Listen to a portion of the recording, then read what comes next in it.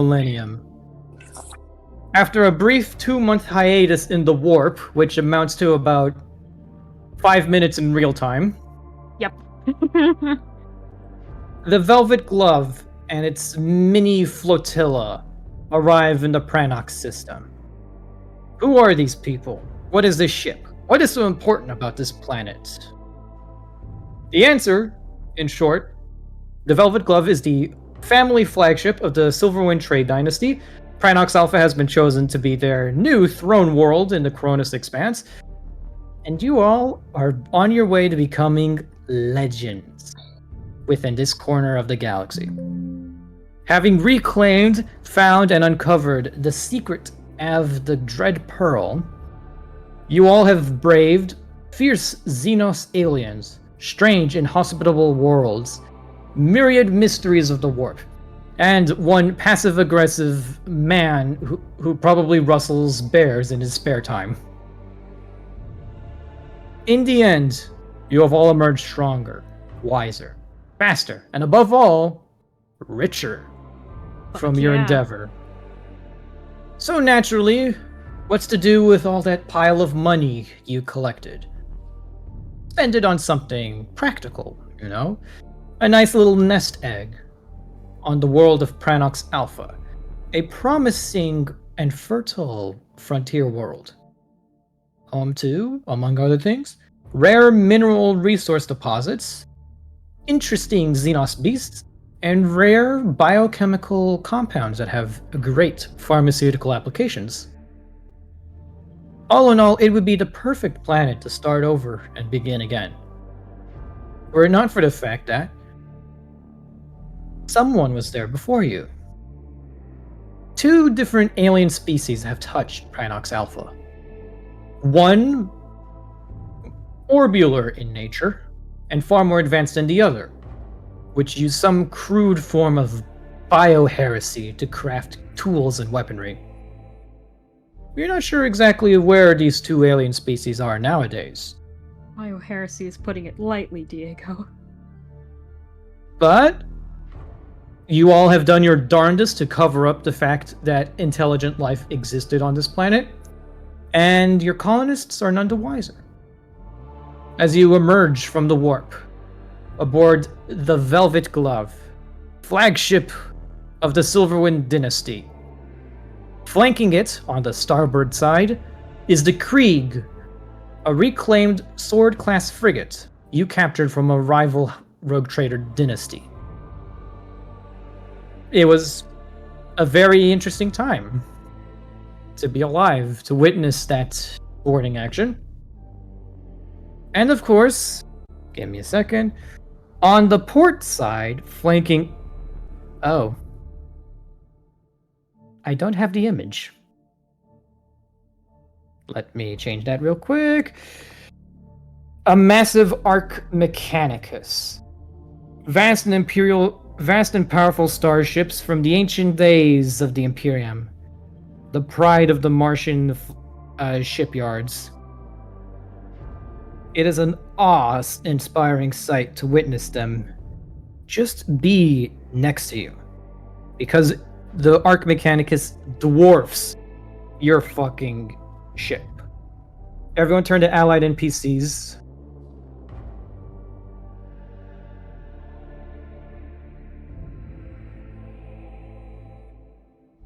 To witness the Hammer of the Lathes.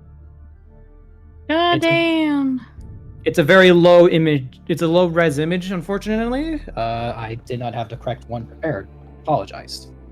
But the Arc Mechanicus, as I mentioned before last time, is quite honestly a holy creation of the Adeptus Mechanicus, because it is essentially their entire philosophy made manifest in a single vessel. Advanced technologies, esoteric components, and of course, the absolutely fucking massive Nova cannon on top of the ship. It's also carrying a lot of the raw materials and industrial equipment and prefabricated structures you'll need to colonize Pranox Alpha. We're going to disconnect here. Fortunately, it's on your side and is ferrying a large number of people, supplies, and stuff you'll need for your colonization efforts. As you emerge on top of Pranox Alpha, at this point, everyone starts to unload from the ships. And when I say unload, I don't mean landing on the surface, loading things off the ship one at a time. I'm talking multiple flight squadrons of shuttles descending, right at a Valkyrie's style, onto the surface of the planet. We're talking shuttles, landers, heavy gunships, carrying troops, supplies, colonists, the works. The initial landing site where you dropped off the Santarks has basically been marked as the initial construction site of your colony. And quite frankly, it's looking pretty good. I'm going to ask everyone what they want to do to contribute to the colonization process as you begin setting up buildings and putting up defenses and shit like that.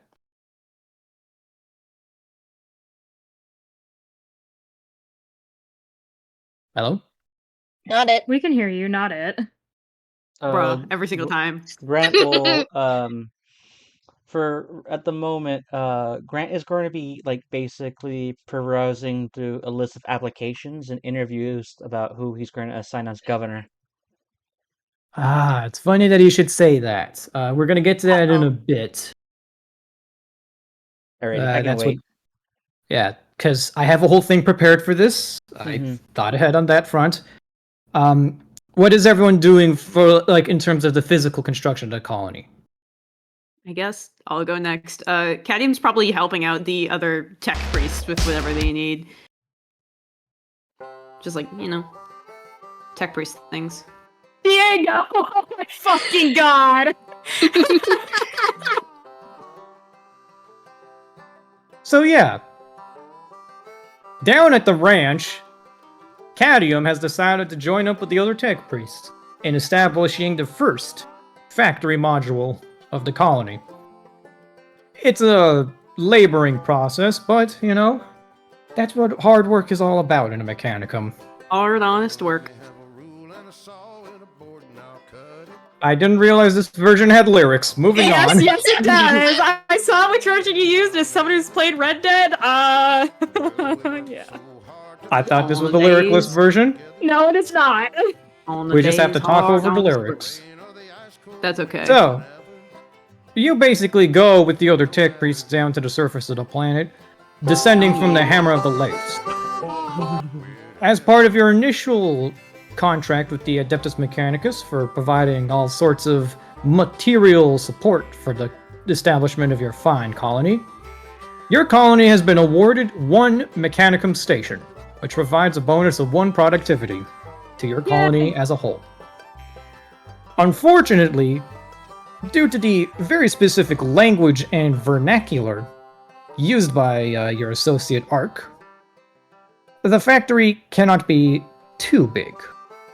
As in, it can't dominate the skyline of your colony.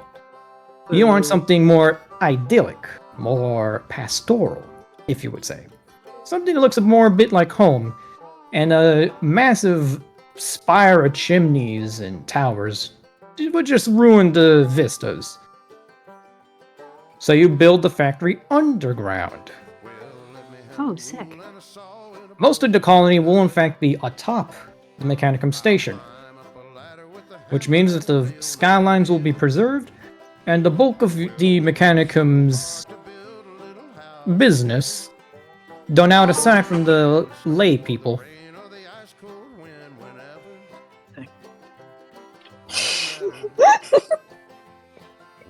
Who's up next? I say Tam. Why me? I'm not useful. You I always agree. make me go before you, so Shut up. I agree with Dylan. Yeah, Go Tam. Damn. 2 against 1. 3. Ham, I've already Yes. went, so I don't get to say. your uncle pulls you aside, and he looks to Oh, you like the God, little lamb. why?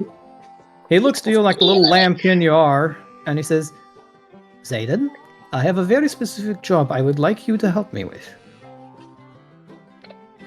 Out of context, the fact that you're combining his accent with the southern is okay. Anyway. I do not apologize. Yes, Uncle? I wish to help. I would very much appreciate it if you could go out with the scribes to begin documenting the local flora and fauna around our colony. You have my attention? It occurs to me that your contributions to the overall construction of the colony will be limited, as will mine. Mhm. However, I've managed to ingratiate myself into the palatial architects to begin. How do I say this? I am working and double checking the math for building the palace. Oh, okay. And I realized Not that. police. What?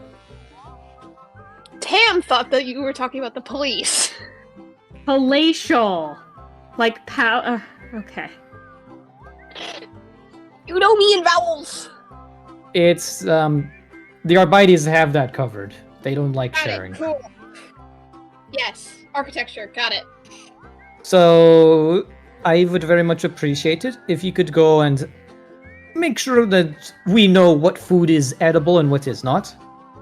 The colonists, I understand that the Santarks have already done a good job of figuring out what is and isn't good enough for them to eat. Mm-hmm. But considering the fact that they have not been exposed to any sort of natural disease in thousands of years, means that pretty much everything is making them sick.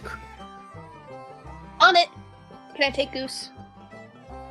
He looks towards your Grinix and says, I don't see why not. You never let it out of your sight anyways. Anyway. On it, yes.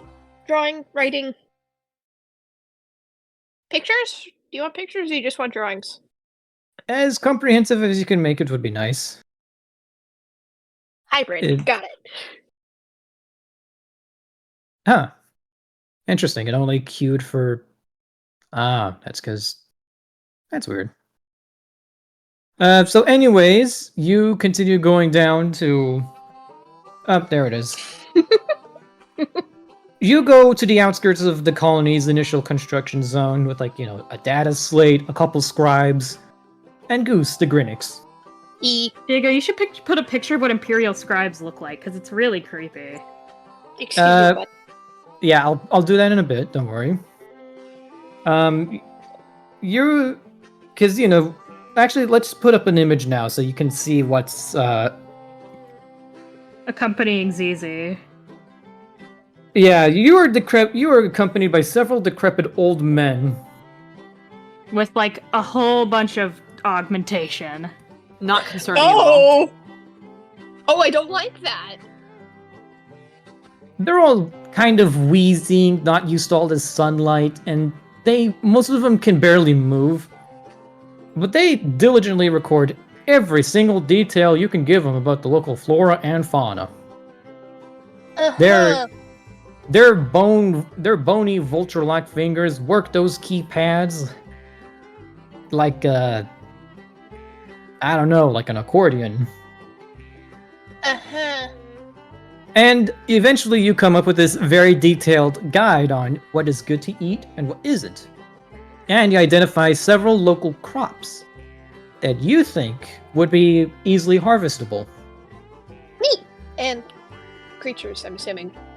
Oh yeah, and smaller creatures and critters. You encounter, like, some space deer, space rabbits, a space duck. Lots of space bugs, but these ones are fortunately much smaller than the ones you found on, say, Cupus 12. That is in fact a good thing. Those ones were way too big. Yes. And This planet... Yes, the planet seems to lack much in the way of, like, natural predators. With the notable exception of the Prenoxy Venom Stalker, which fortunately is mostly native to the mountainous regions of this planet. And since you guys set up shop on the plains region, you guys aren't going to worry much about that unless, I don't know, an even bigger apex predator set up shop in the mountains and drove the venom stalkers down to the plains. Mm-hmm. You know, this type of shit happens quite often, but you don't have to worry about that, not really. You might want to put up some lights and turrets in case, but anyways. I guess it's next between Ark and Beck. Rock, paper, scissors. No, I'll go. Ark is kind of... He grew up on a high world. Him and nature, as in exploring, cataloging, and dealing with nature, don't mix. Unfortunately. Yeah, but quite unfortunately. He has the same reaction to the scribes with all the sunlight, which is, oh god, it's way too bright. So he'd probably be handling, like, while Grant is busy perusing around, giving orders, Ark would probably be with the other two Administrata members, so the trade colonel and the woman. One of the two space lesbians, if I remember correct. Yes, you are referring to. It's been a while. It's been a while since I checked the names I forget list. her name. Oral Graves. Oral Graves, right? Yeah, Oral. Okay, he'd probably be with Trade Colonel August and Oral, basically, probably in one of the places that was already set up, basically crunching numbers, you know, checking on what progress has already been made, looking at reports, filing everything away, basically helping them with administrative work and double checking that everything's being done correctly. Not because he thinks they're incompetent, but just because out of a matter of caution, because setting up a colony is goddamn complicated. Redundancy. And you sit in on a couple of meetings, and as the weeks go by, the meetings eventually shift from logistics to urban planning. Yep. You guys, the three of you basically put your heads together and, you know, possessing more brain power than anyone outside of Mechanicus on this planet, you three laid down the foundations of a relatively simple foundation for what the colony should look like. At the center of it, you guys settled on the factories.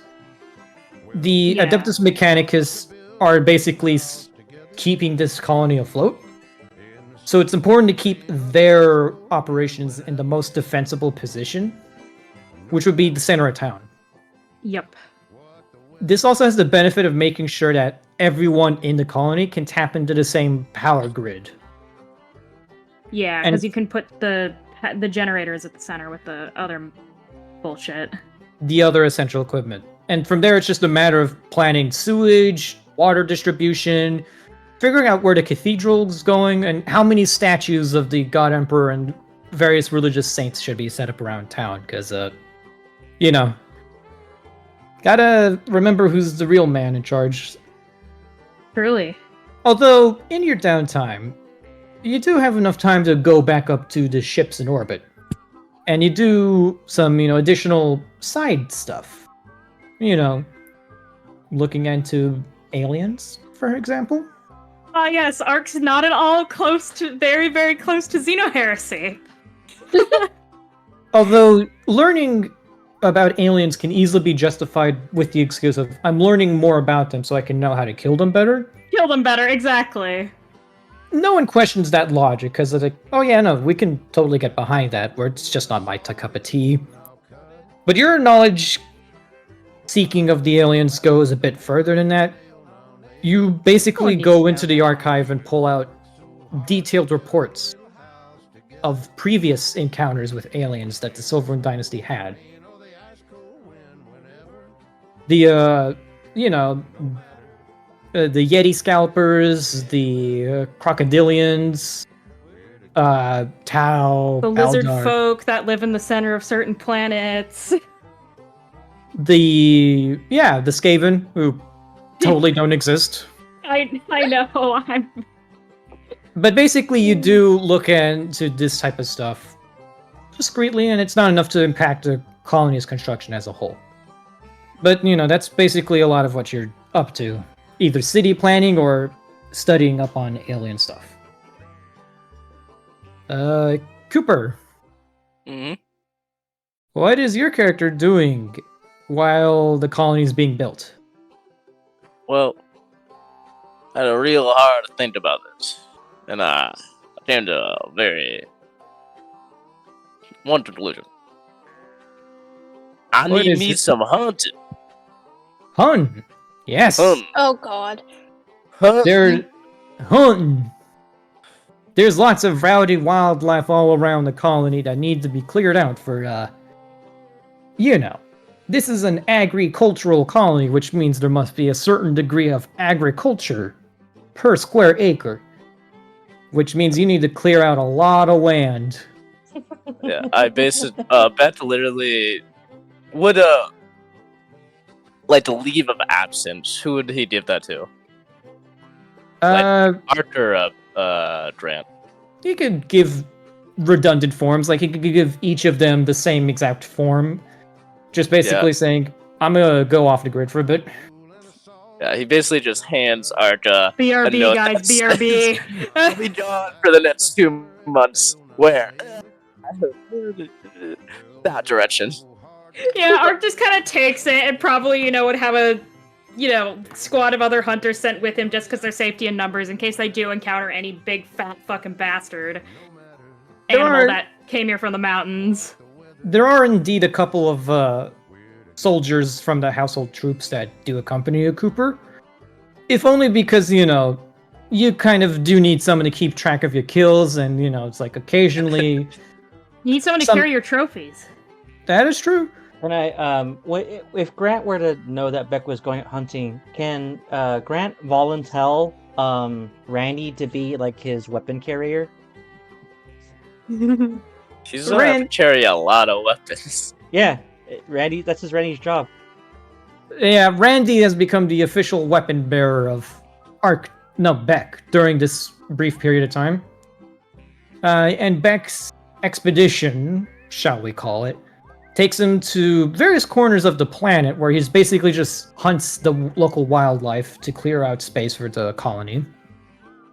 This does include a few encounters with the Venom Stalkers, but, nothing too dangerous. Because, safety in numbers, like Yulun said. And, you do a good job of clearing out some of the landscape for the agricultural operations this colony will be depending on. Just basic guys being dudes type stuff. Just some friendly neighborhood hunting. Sustainable. Nothing too crazy. Yeah, do some fishing, some hunting, some beers that you don't know how he drinks through the fucking helmet, but somehow he still drinks them. Yeah.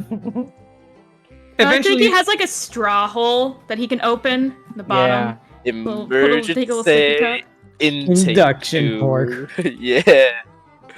That's the joke. Oh yeah. And we're going to disconnect. I want everyone to open up the slides and turn to page 61. Alrighty. I want Hell yeah, brother. I'm a doing Hell yeah, me brother. some butt tooth hunting, brother. I will Hunt me with some you. game. Y'all are forgetting. Tam and I worked on a production where we had to learn how to do Appalachian dialect. So both of us know pretty well how to do that kind of southern drawl. This town ain't big enough for the both of us. It has ruined the entire theater group for guys and dolls because we all have to speak in a New York accent. Everyone keeps slipping to southern. Y'all just recognize that it's the superior accent to do to annoy people. I love me my southern Kentucky fried chicken. Fuck yeah, brother. I'm a sweaty fat man who resents the North Lawn. I love me my sweet iced tea. What is France normal rights. France tea? Is everyone on the slides? I see 4 people. I'm on there. Yep. I'm on there. I'm on there. Correct. Let's see, let's figure out what Anonymous X everyone is. So I see Anonymous Blobfish, Anonymous Jackal, Anonymous Hedgehog, and Anonymous Manatee. What was the first one that you said? Blobfish? I think I'm believe blobfish then. I see blobfish, moose, hedgehog, and manatee. Okay, I I'm believe Moose 5. then. I'm am blobfish. manatee.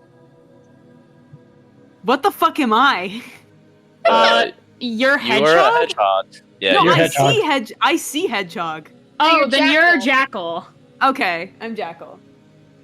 Everyone, And then Will is Hedgehog. everyone on page 60 on. Yes. Yeah. Yeah. That's a Whoa. colony.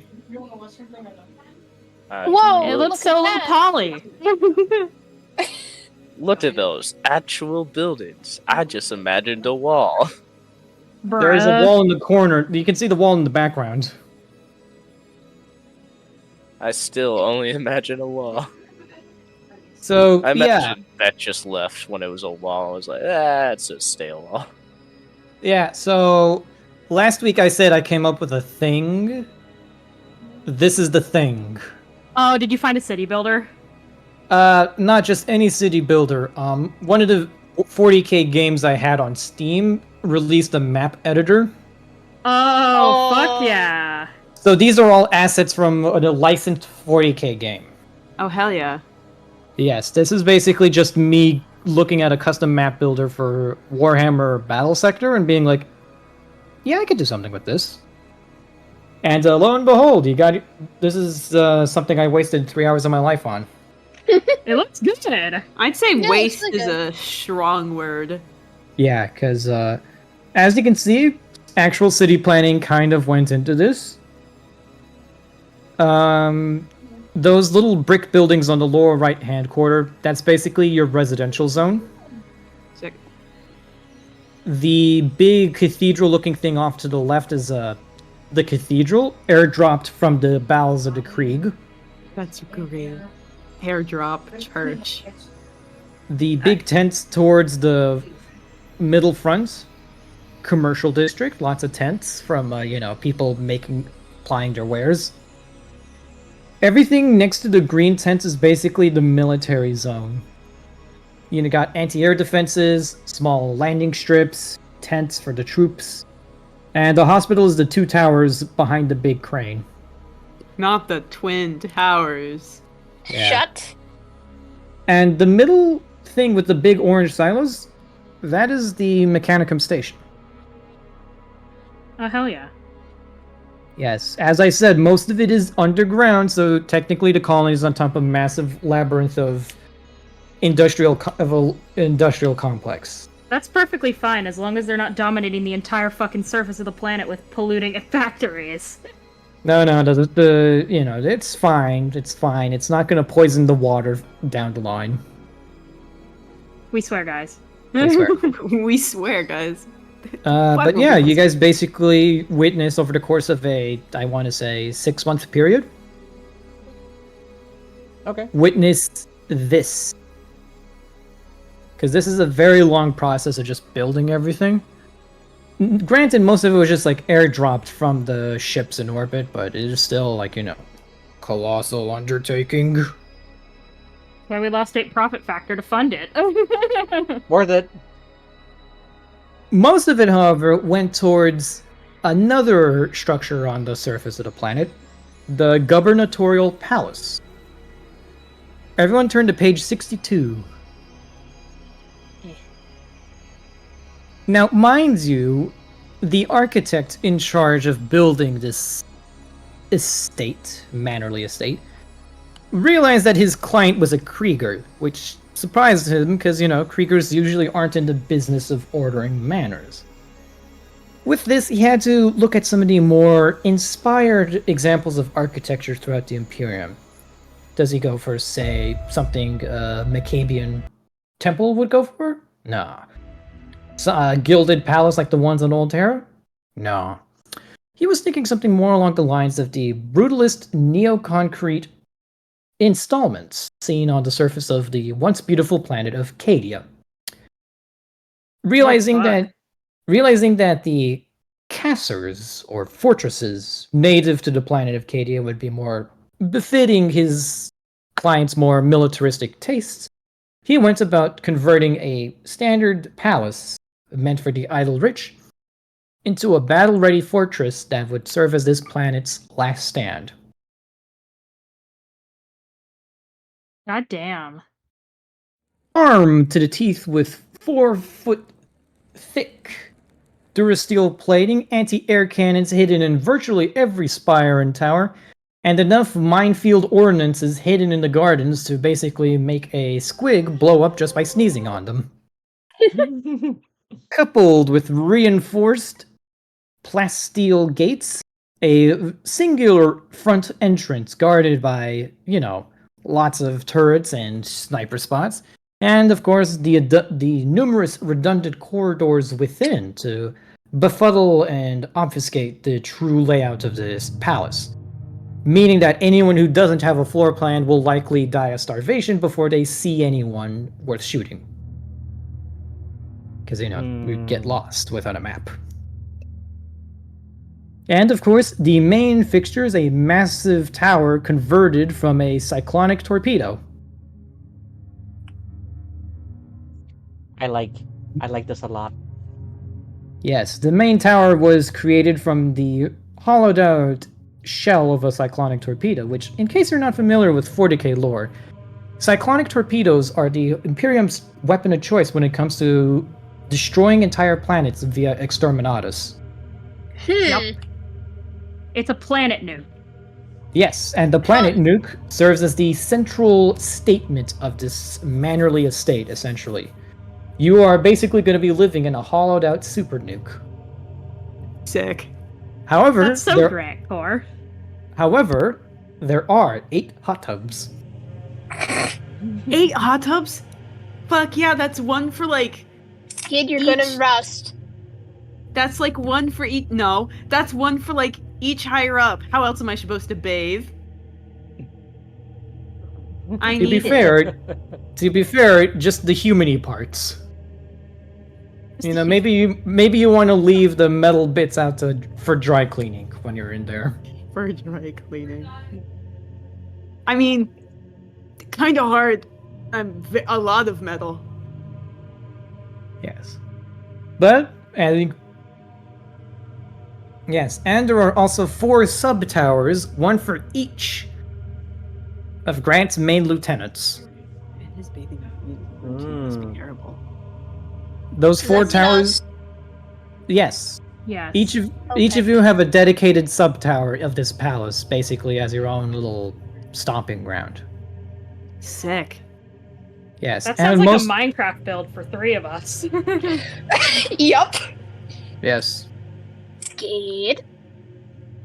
We're On gonna it. work on that together. Yep. I'm on it. And, of course, the outside of the palace looks much more Spartan than the inside. Because, yes, this is a converted super fortress, but that doesn't mean it's not also, like, a very comfy place to live in general. Hang on. We're just going to command copy more background music, because, the Red Dead thing was more of a meme. It was funny, I have to admit, Diego. That was hilarious. You're building a colony. What music could I put for that? True. And then I was like, let's have some fun with this, because that's the whole point of that. Okay, back to more serious music. Over the course of 6 months, half a year, the Silverwind Dynasty basically colonizes and industrializes Pranox Alpha to the point where it can be considered an agri-world. Entire fields are raised with promethium-enhanced flamers in order to make way for fertile crop-growing lands. This necessitates the destruction of several minor forests, the rerouting of several rivers, and of course the absolute annihilation of a singular mountain via orbital strike. But on the bright side, you guys will be growing all the space corn you'll ever need. Because, space corn. You can never have enough. The maize fields you have essentially will go to feeding other planets in the Corona's expanse. So, yes, terraforming this planet to turn it into arable farmland is a necessary sacrifice. Because what is several hundred square miles of beautiful, untouched landscape compared to the starving bellies of billions of humans scattered throughout the stars? Plus, you'll be charging him real good. Because, space corn, it don't come cheap. Truly. Of course, that's not to say about the various pharmaceutical operations he also set up. As I mentioned before, there's a particular creature on the surface of this planet known as the Pronoxy flycatcher, which, excuse me, provides various rare feathers, perfect for plumage, that can go to, clothing the super elite of the Cronus Expanse and beyond. Because after all, what's the latest fashion statement going to be nowadays? Grok's testes? Severed Eldar fingers? Who knows? The rich see a fashion fad, they have to get in on it. And this season, it is bird feathers. Ethically sourced, of course. Wink. Obviously. Why would Clearly. anyone in 40k unethically source anything? Yes. And, of course, the various mineral deposits on the planet. Normally, you got, the basic limestone, which is good for, ornamental purposes. The usual, iron supplies that can, go a long mile. And, of course, the polonium near the Arctic wastes. You can never have enough polonium. Truly, you cannot. Most planets don't rely on the use of atomic power. That's considered barbaric by the standards of 40k. But, plutonium... polonium has other uses. Exactly what uses you're not entirely sure of. You just know there's a good market price for polonium. Plutonium's fun. It's Yes, not but plutonium. You got polonium. Could be plutonium. Yeah, there might be some mixed in there, but mostly polonium.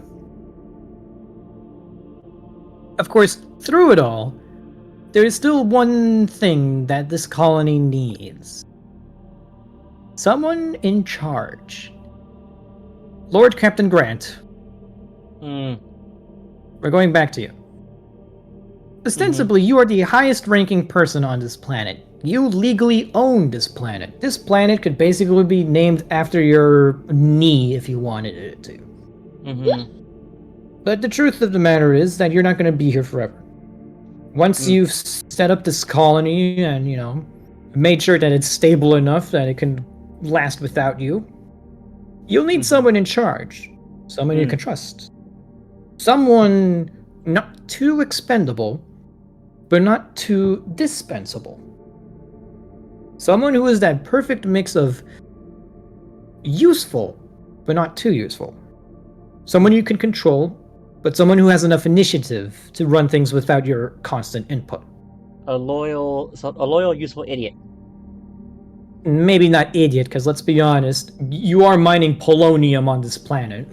And your entire colony is built on top of a super factory that is probably filled with all sorts of weird shit that can blow up at any minute. So maybe not a total idiot. But just dumb enough to not be clever enough to try and overthrow you either. The last thing you want to do is return to here for a resupply only to find that the entire populace has turned against you and started worshipping a Mobian space banana. Okay. Ark, you and the rest of the Council of Three basically confer with Grant over the recruitment of a potential governor. Applications have already been sent and received, and several people have stowed aboard the colony ships to try and make themselves useful. Essentially, peoples of interest who join the colonization efforts specifically so that they can get a seat at the table, hoping that one way or another their contributions will be enough to reward them with basically the seat of the governor for the planet.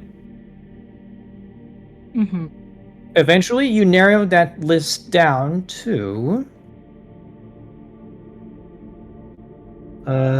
Pulling up the thing. I made this during class. Shut up. 1, 2, 3, 4, 5, 6. Based. All good. 6 candidates.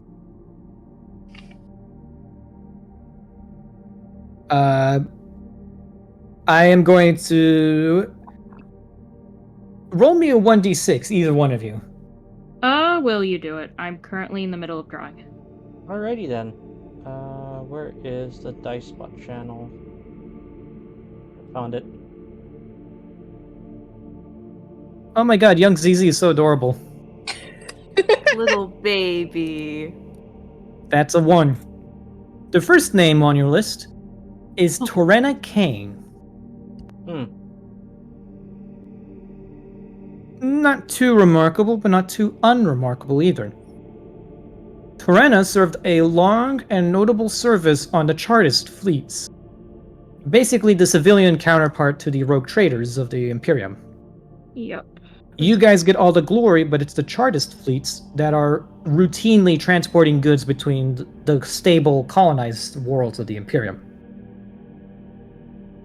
Whereas you guys are supposed to go and explore new, untouched corners of space, the Chartists go through the same exact highway for millennia, never changing their routes or their courses, always delivering the same goods to the same planets on the exact same schedule. They're the backbone of the Expanse, effectively. Not just the Expanse, the Imperium at The large. Imperium in general, yep. It's the Chartist fleets that make sure the foodstuffs go to where they need to go. You see that Torena Kane is a former member of the Chartist fleets. Not entirely a noteworthy career in itself, but you notice that there was a slight uptick in her efficiency during the last few years of her career. Evidently, she gathered and made a small network of informants and spies who helped her beat out competition within the other Chartist captains, giving her the edge. Okay. She was resourceful enough to establish her own spy network before she was drummed out entirely, and had to flee to the Expanse to avoid troubles back home.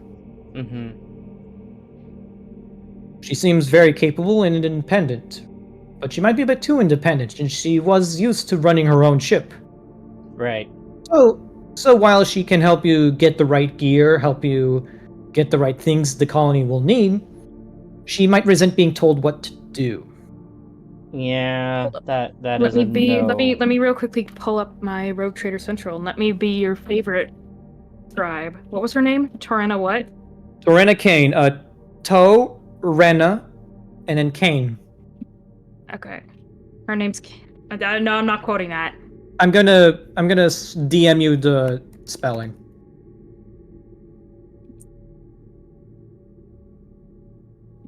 As a satrap, she benefits from, increased order and profit factor for the purposes of acquisition tests made within the colony. However, she will impose a complacency deficit on your colony as long as she's in charge. Because having a spy network not controlled by the rogue trader will unnerve some people, especially if she starts using that spy network for personal, gain rather than any sense of efficiency for the colony.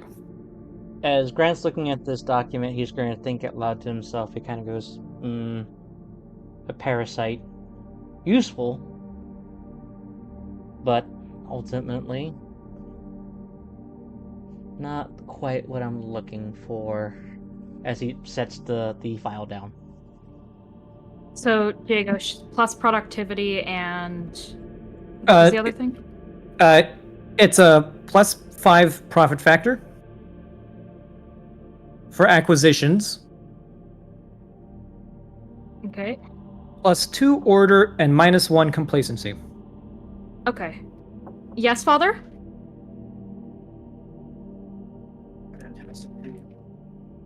I need water, Dad. Okay. I can't. Alright. Continue, Diego. Roll me a 1d5, Will. 1d5 that you got.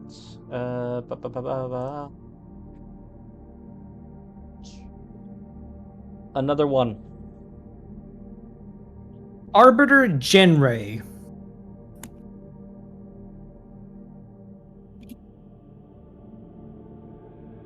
Every Thank frontier you. town needs a sheriff, and Arbiter Genray will help with that.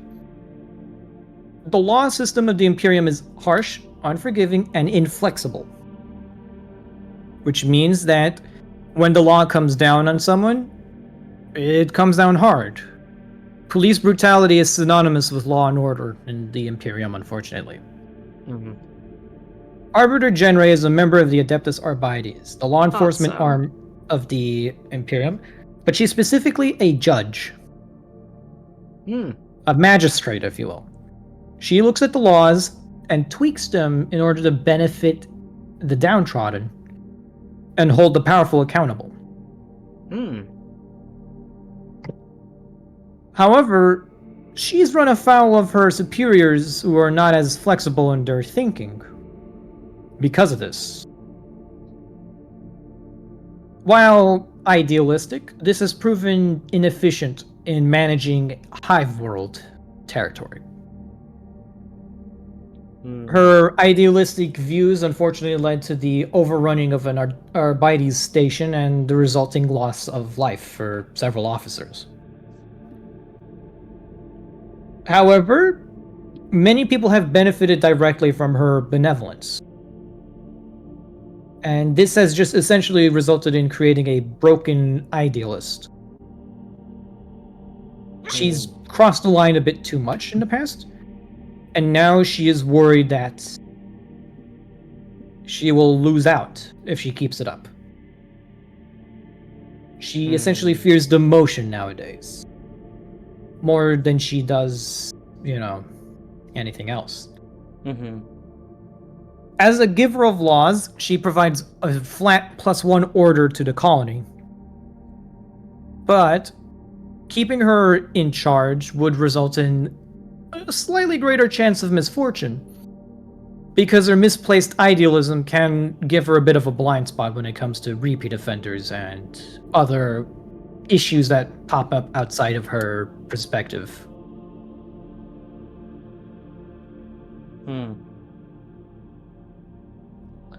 Grant's gonna put that one on the maybe pile. Roll me a 1d4, yeah. Is Grant by himself as he's looking all this over? No, you're with the Council of Three. Yeah. August with the and three Graves. Alrighty. The administrators of the colony, basically. 2. Yeah. Counselor Roos. That's not how you spell counselor. Counselor Roos. Roos is a bit of an anomaly, because he did work for you before. You actually remember him. Oh. He is the radio operator. Oh. Okay. He's the what now? The radio The ra- operator from the Endeavor on the Leithbionad. Oh? Oh, is he the one who was talking to his partner? Yes, he's the guy There we that go. Grant gave a gemstone so that he could marry his husband. Okay, yep, got it. By the way, he took his husband's name. So, Good for him. Good for him. Mr. and Counselor Roos are a strange example of upward mobility within the society of the Imperium. Once a lowly pilot and a radio operator, the two of them have become indispensable in the creation of the colony in the 6-month time skip. Specifically, because they got along with the Santarks.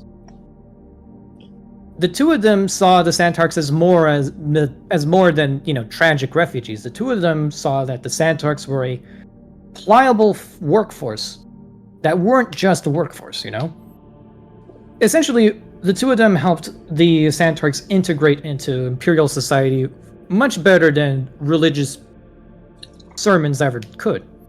And because of this, the two of them enjoy a great deal of influence over not only the Santarks, but the other imported colonists from the Imperium as a whole. Because of this, they've learned, because of rapidly changing circumstances, they had to learn far above their station.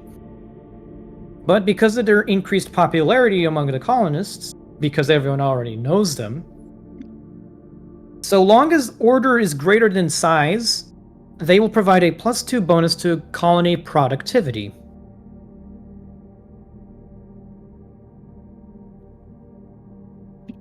They don't have any- However, oh, okay.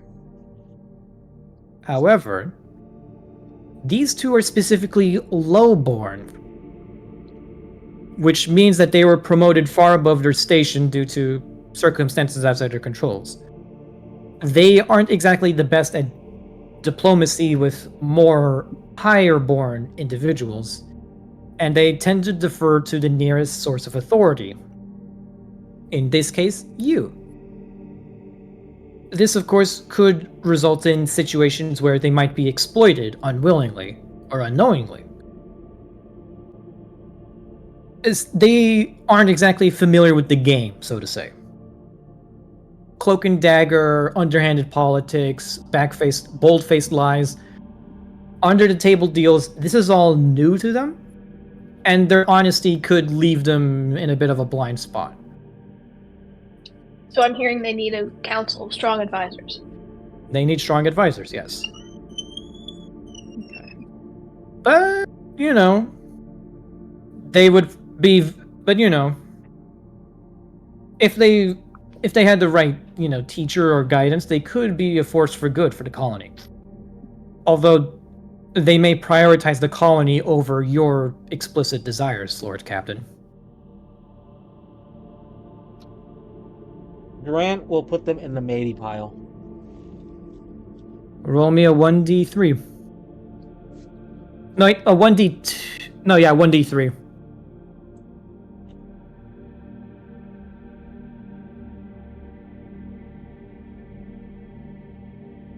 Two. General Sarkos.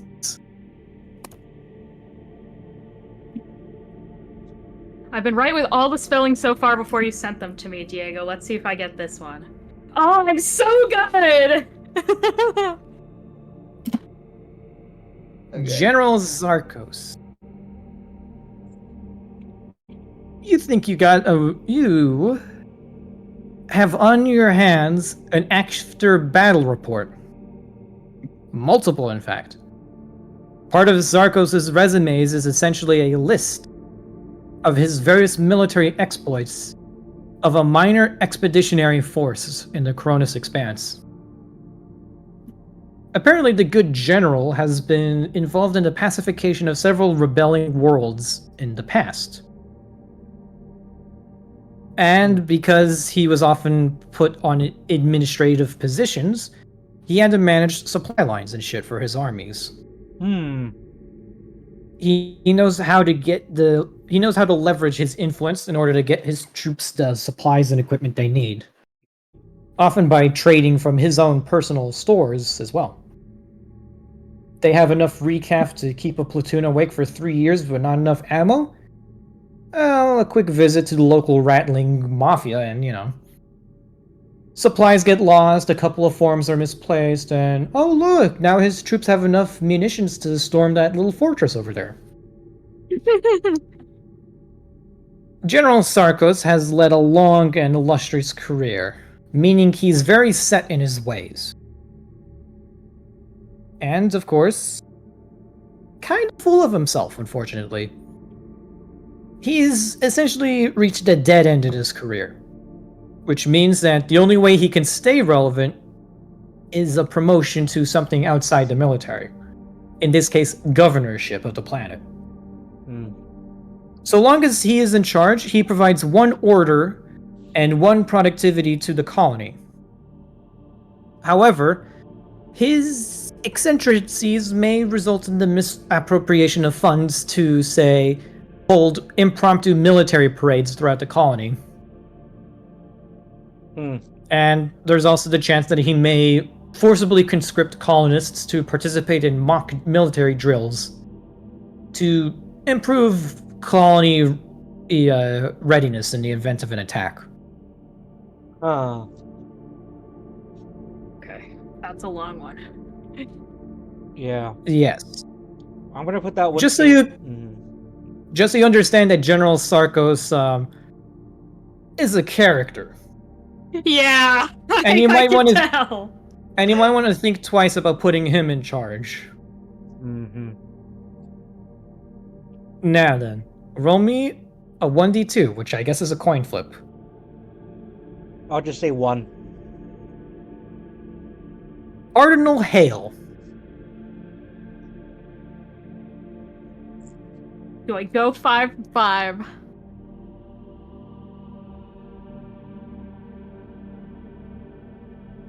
Are you gonna write it down, or am I?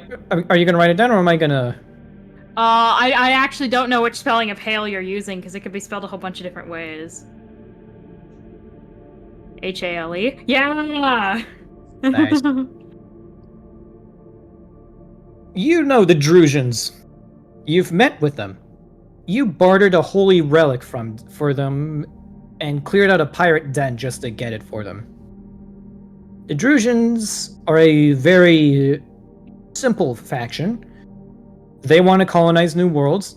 They want to do what, St. Drusus did in his living days.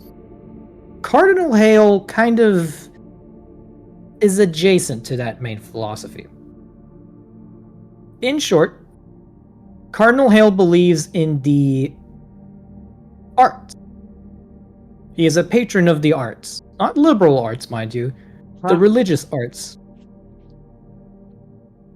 He's a patron of essentially iconography and statues and temples.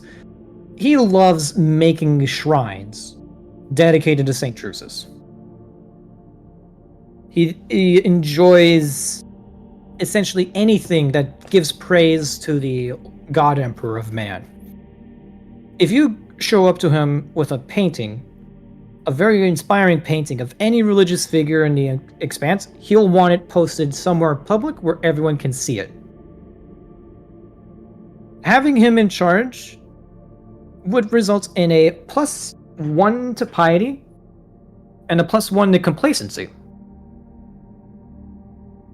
As his status as a patron of the arts would mean that, people who are artistically inclined will have a patron so long as it's approved by the church.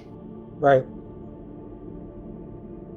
Of course, this does mean that anything that isn't approved by the church will not be published, produced, or manufactured by your colony. You will enjoy great support from the Drusians as a result, but that does mean that the Drusians may show up trying to recruit colonists for their crusades, which could be a drain on resources. But on the uptick, you won't have to worry about the Inquisition stopping by.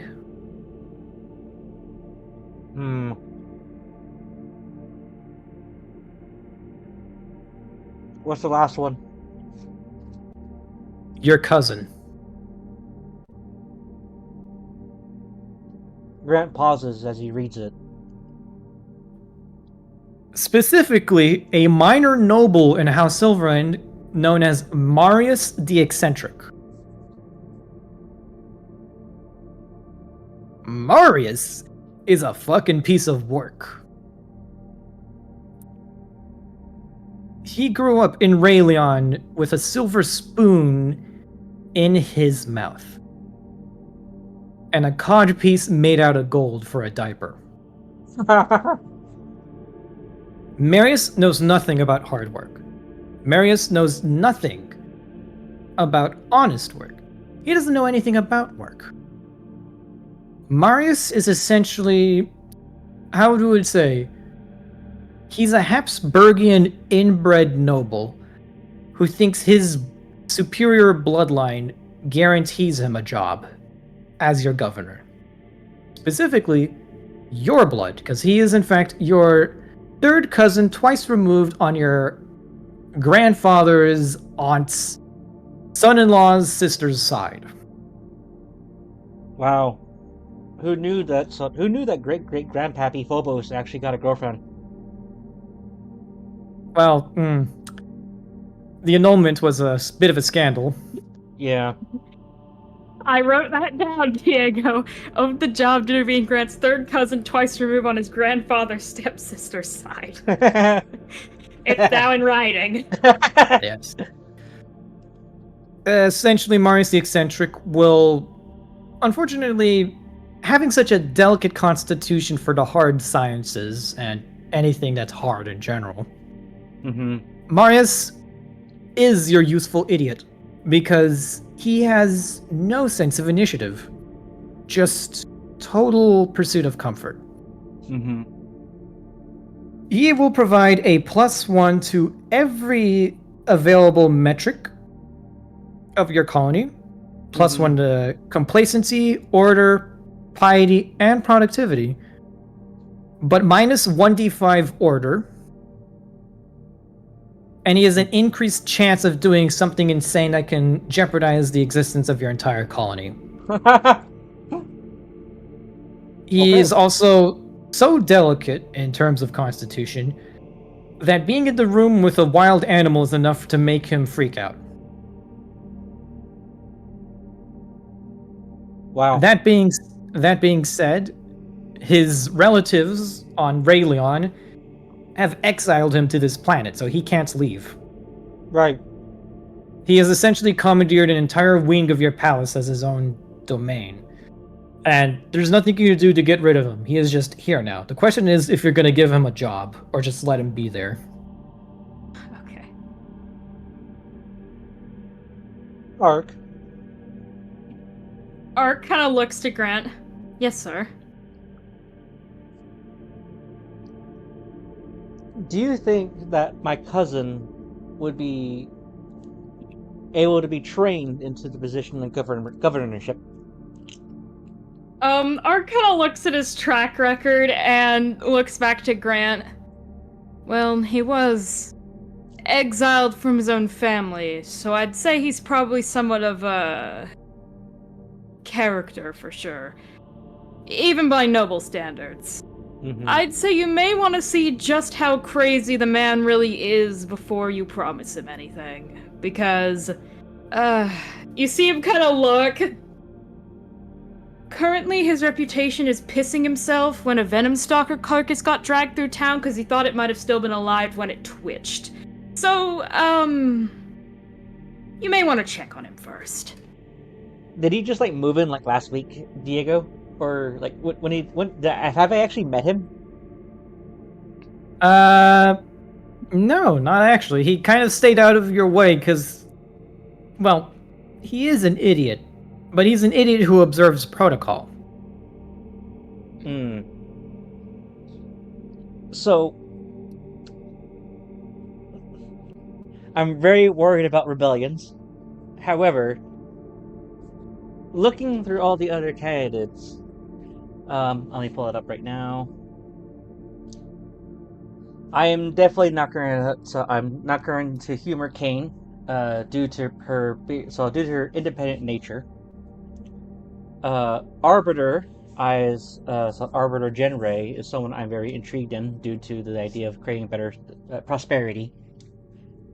Counselor and Mr. Rose, as much as I like them, Ruse, as much as I like them, I think they're better off staying in middle management. General Sarkos, as much as I enjoy being a Krieger and in constant preparation for war, we're not an industrious enough planet to warrant that kind of leadership.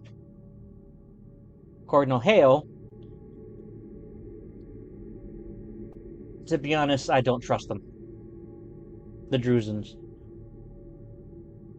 So it leaves down to either Genray or Marius.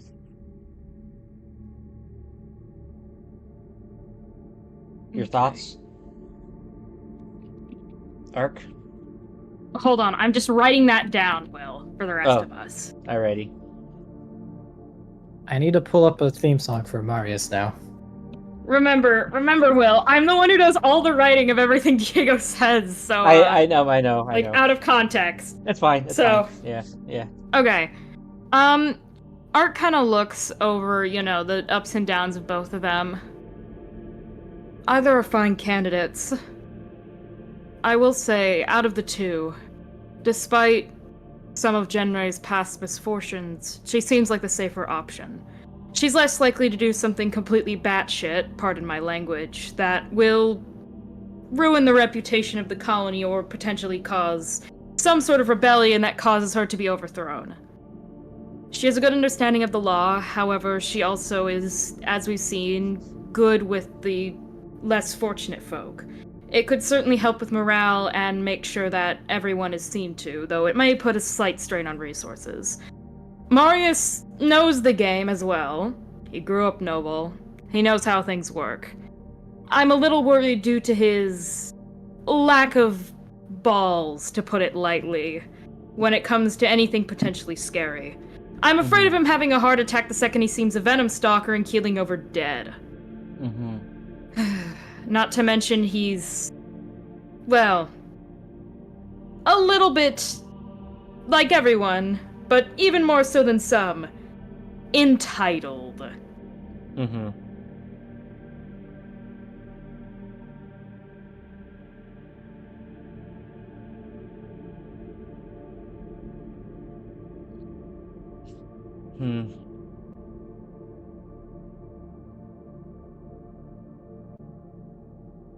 I think we should.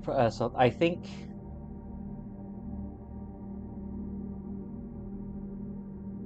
Oh gosh.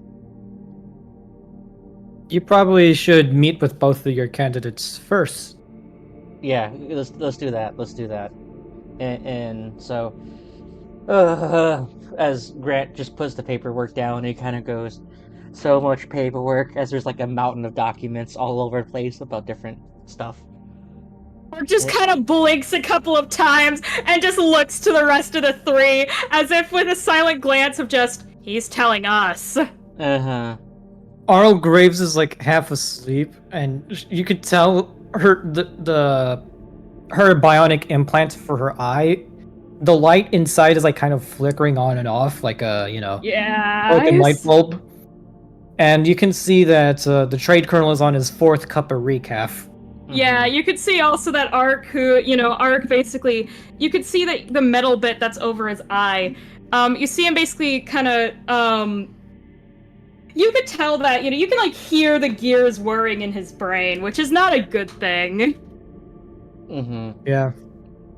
The only thing that I'm concerned about the Roos is that, granted, we'll have plenty of supplies, like good productivity, but I'm just worried about them doing a bad trade deal. That means we can't really enjoy the fruit of that productivity.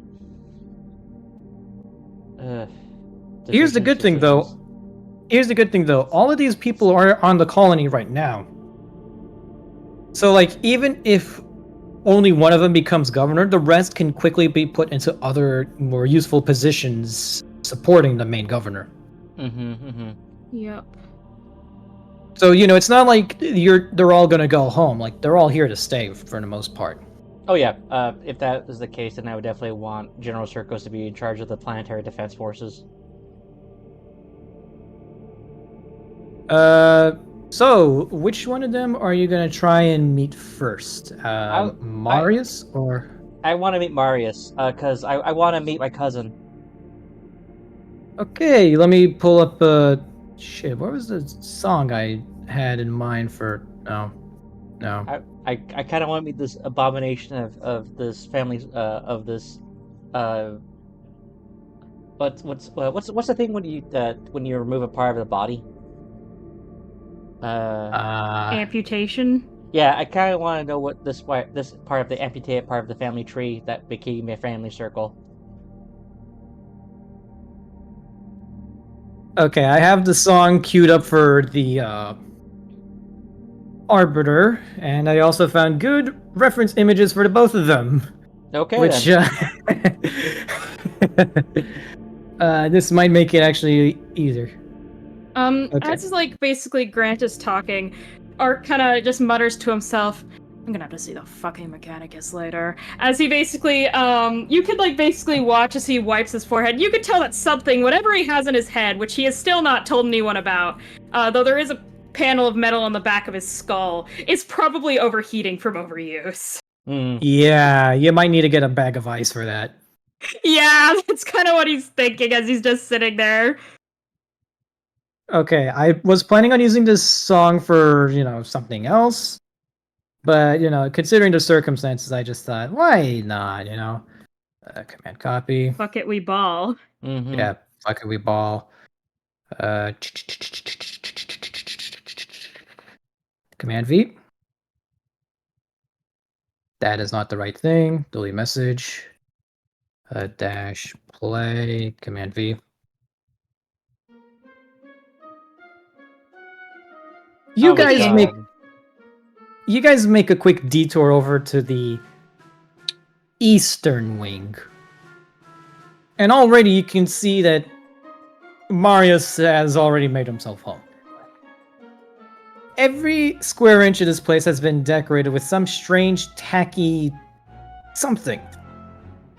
There's a lot of strange decorations, statues, little fetishes, all sorts of strange things that only a nobleman can possibly justify having in his living room.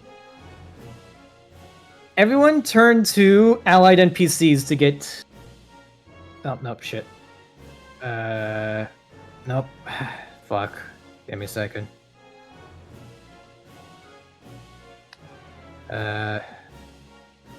Copy image. Everyone turn to allied NPCs.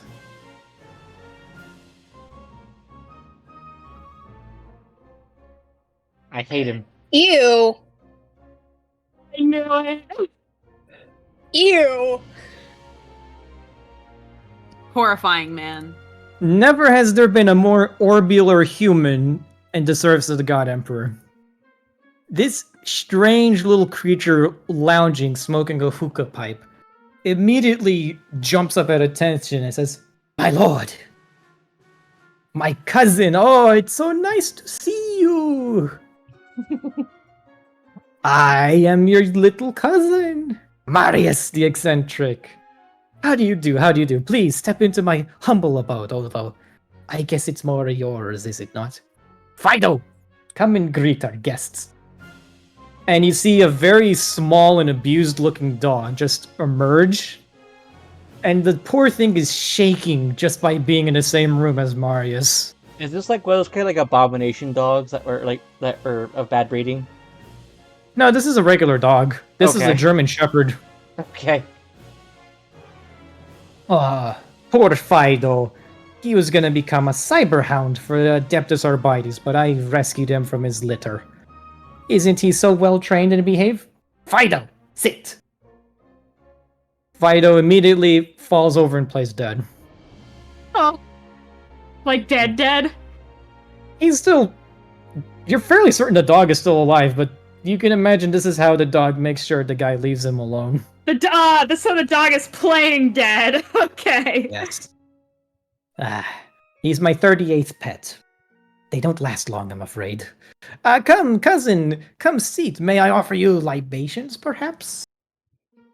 As I look over toward the drinks, I basically realize that's basically half the good hooch that I ordered.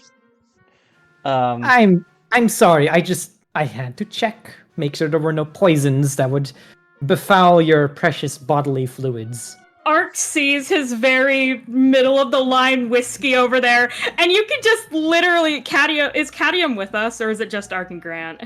I imagine you guys. I can imagine it's the Cadium is there if he wants to be. Cadium can physically hear like something. He basically sees Ark like just look completely like he's about to stab someone, as Cadium can just hear something like a wire fizzle out.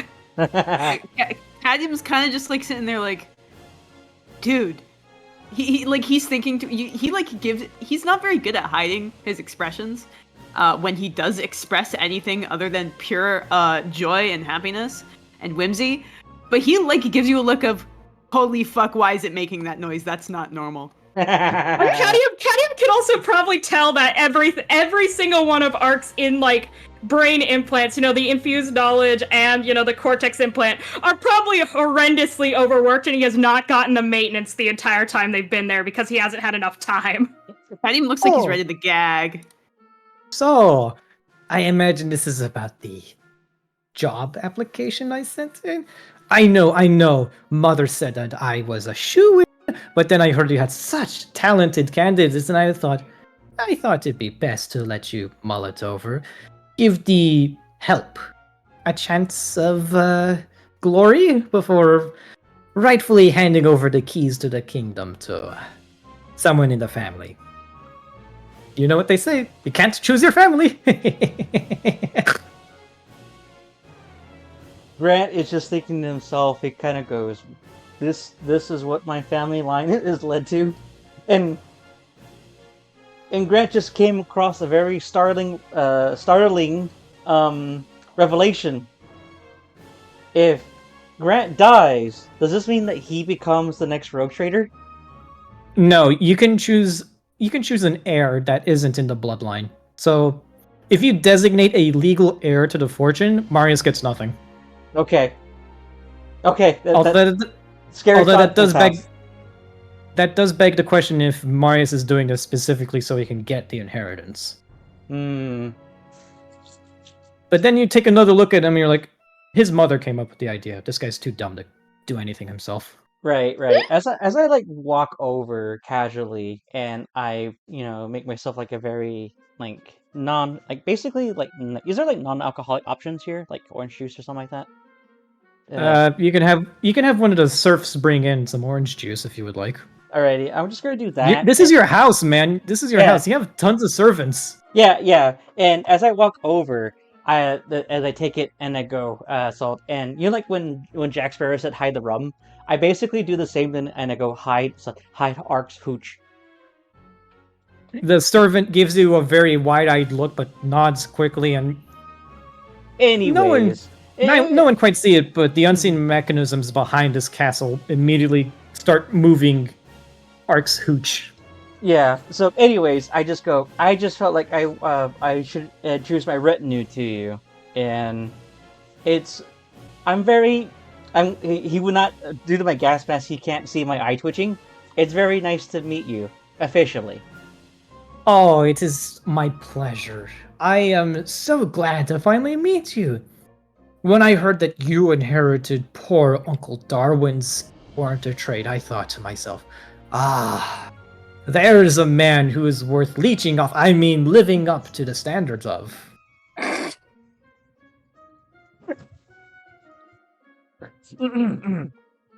Although I must say, I have the better hair. He points to your very prominent Krieger gas mask and helmet getup. Mm-hmm. I go, correct. Well, enjoy your temporary stay, and I will check in with you. I'm so sorry. Did they tell you this would be a temporary arrangement? I was not fully informed. I've been doing so much with the planet, I've yet to even greet you on your arrival. Yes, and I understood you're a very busy person, but Mother has advised me to stay on this beautiful planet for a while, at least until Uncle Federico recovers. What happened to Uncle Federico? He gives you this very scandalized look. I can tell you what didn't happen to him. A very cold chill goes up Graham's spine. Oh, relax. It's nothing. It's just a minor dispute with the Inquisition. Don't tell me you've been conspiring with the heretical powers. Oh, me? No, I'm not that bored and decadent. As I look around, I admit I have my fair collection of curios, but nothing wrong. The rules of piety, that's more of a suggestion for when you're this high up on the social ladder, isn't it?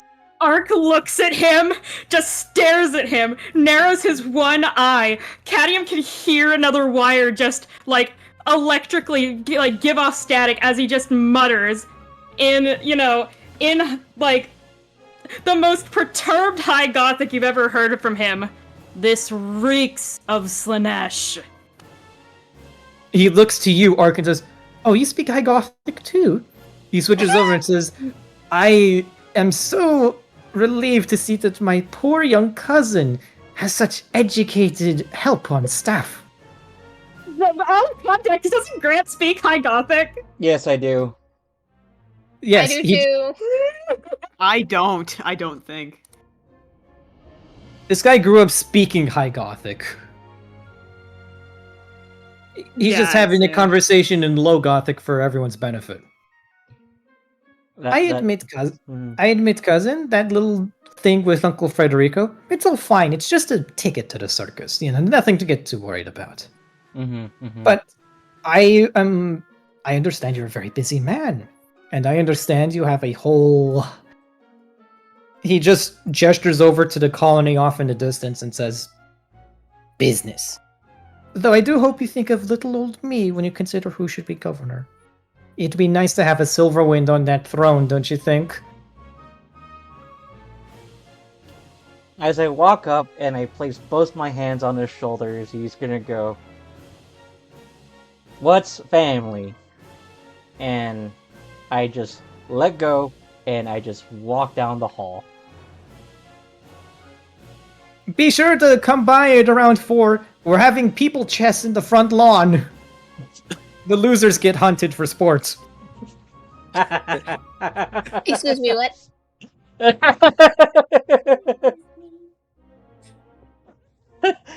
As like we're all like Right. walking, as we're all like walking out, Cadium kind of looks up at Ark, and Ark would notice that there's a very distinct lack of Cadium pranks in the past while. Actually, it's been a while, and by a while I mean over 6 months since Cadium's pulled a prank, and it's kind of scary.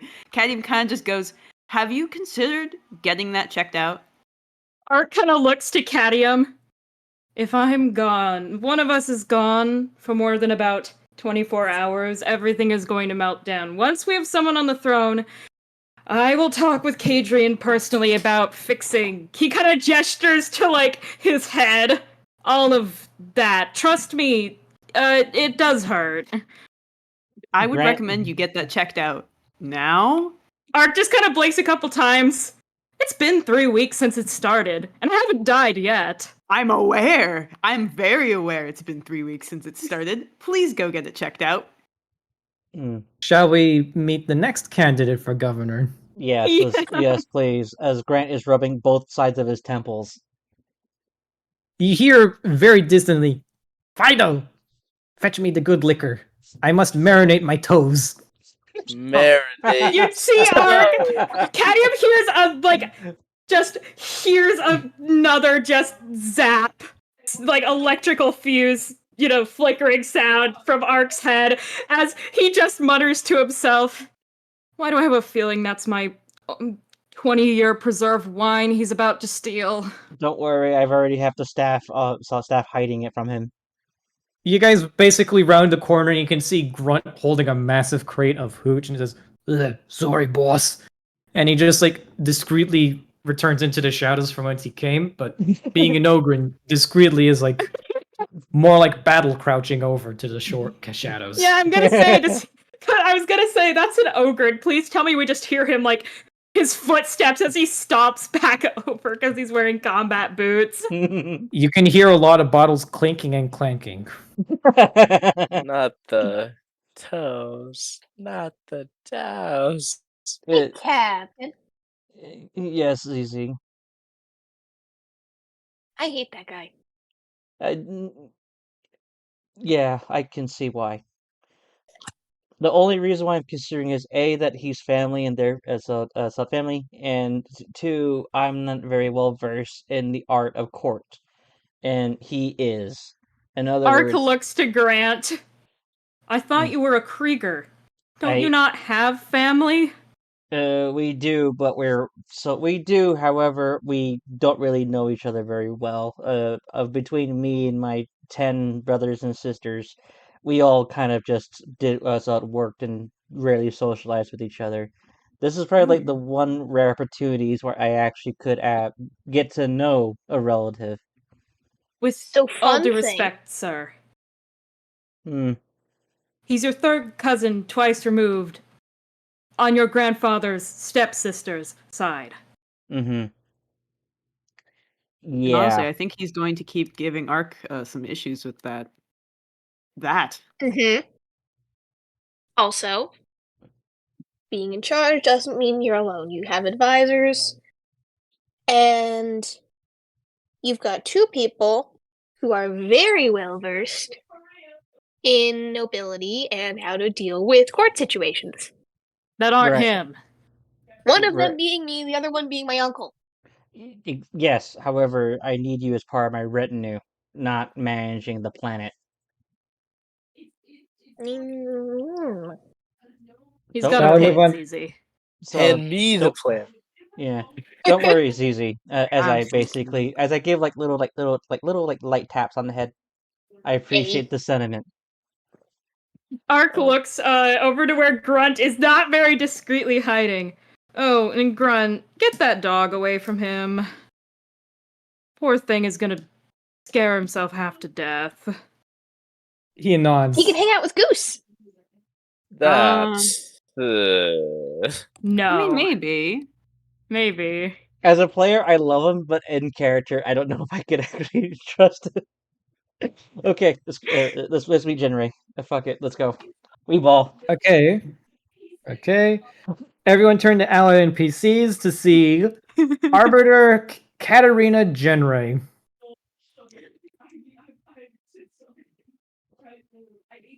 Damn. She got ooh. that fancy ass Damn! Arbites armor. God I want her damn. to step on me. Can she step Ooh. on me? I want her to step on me. Please.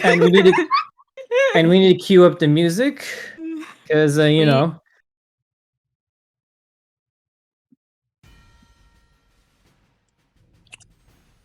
Woman.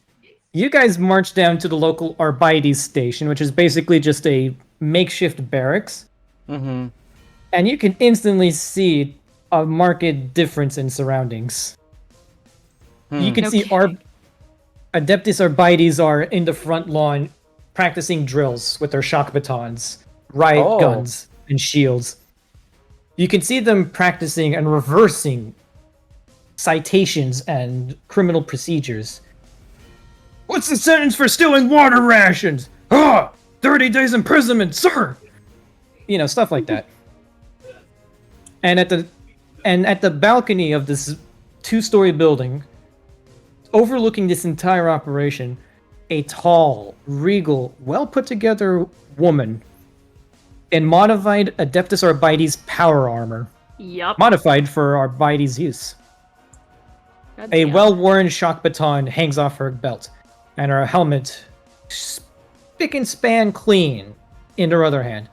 Observing, and she looks to her advisor and goes, I'm just really worried about this, okay? Because I screwed up a lot in the past, but I mean, this is my last chance. This is my last chance. I can do this. I can do this. I can do this. I just need to do a good job. I just need to focus on what needs to be done. I just need to focus on the positive and ignore the negative. Is she saying And that? Can I just and be like, standing describe- behind her, like 2 feet away? You just hear like Darth Vader breathing sounds from Grant's gas mask. She doesn't notice this because the Arbiter at her side, who looks like a typical character who walked out of Judge Dredd, just looks to her and says, I mean, I don't think you have to worry too much, because, you know, you do have to worry about the negative, actually, miss. That's part of your job. You're supposed to look for the bad. And then he turns around and says, Lord Captain, sir! Just like shifting into battle mode the minute he sees you. And Genray flips around, also does a 180 in personality and says, Lord Captain, sir! Arbiter Katarina Genray at your service. And then from there he goes, pleasure, as he does a salute. And he goes, So- at ease. She does ease up a bit, and the nervousness present is gone. Like, this is now a cold, unthinking, feeling law machine. And she looks at you and says, Lord Captain, I'm prepared to give you my report. So far, we've had a few instances of stolen water rations that were quickly tracked down and apprehended. Appropriate punishments have been doled out. Morale amongst the citizenry is at an all-time high, and current word on the street is of one of two topics.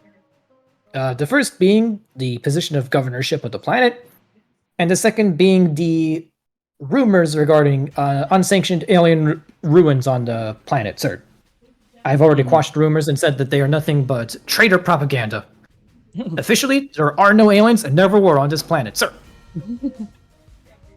I'm not laughing in character, by the way. And then from there, Grant goes, So thorough work, mind you. I've only been here 2 days, sir. Man. And as I'm looking, as I'm looking at this, I'm gonna still like glance at ZZ. How would ZZ visually respond to this candidate?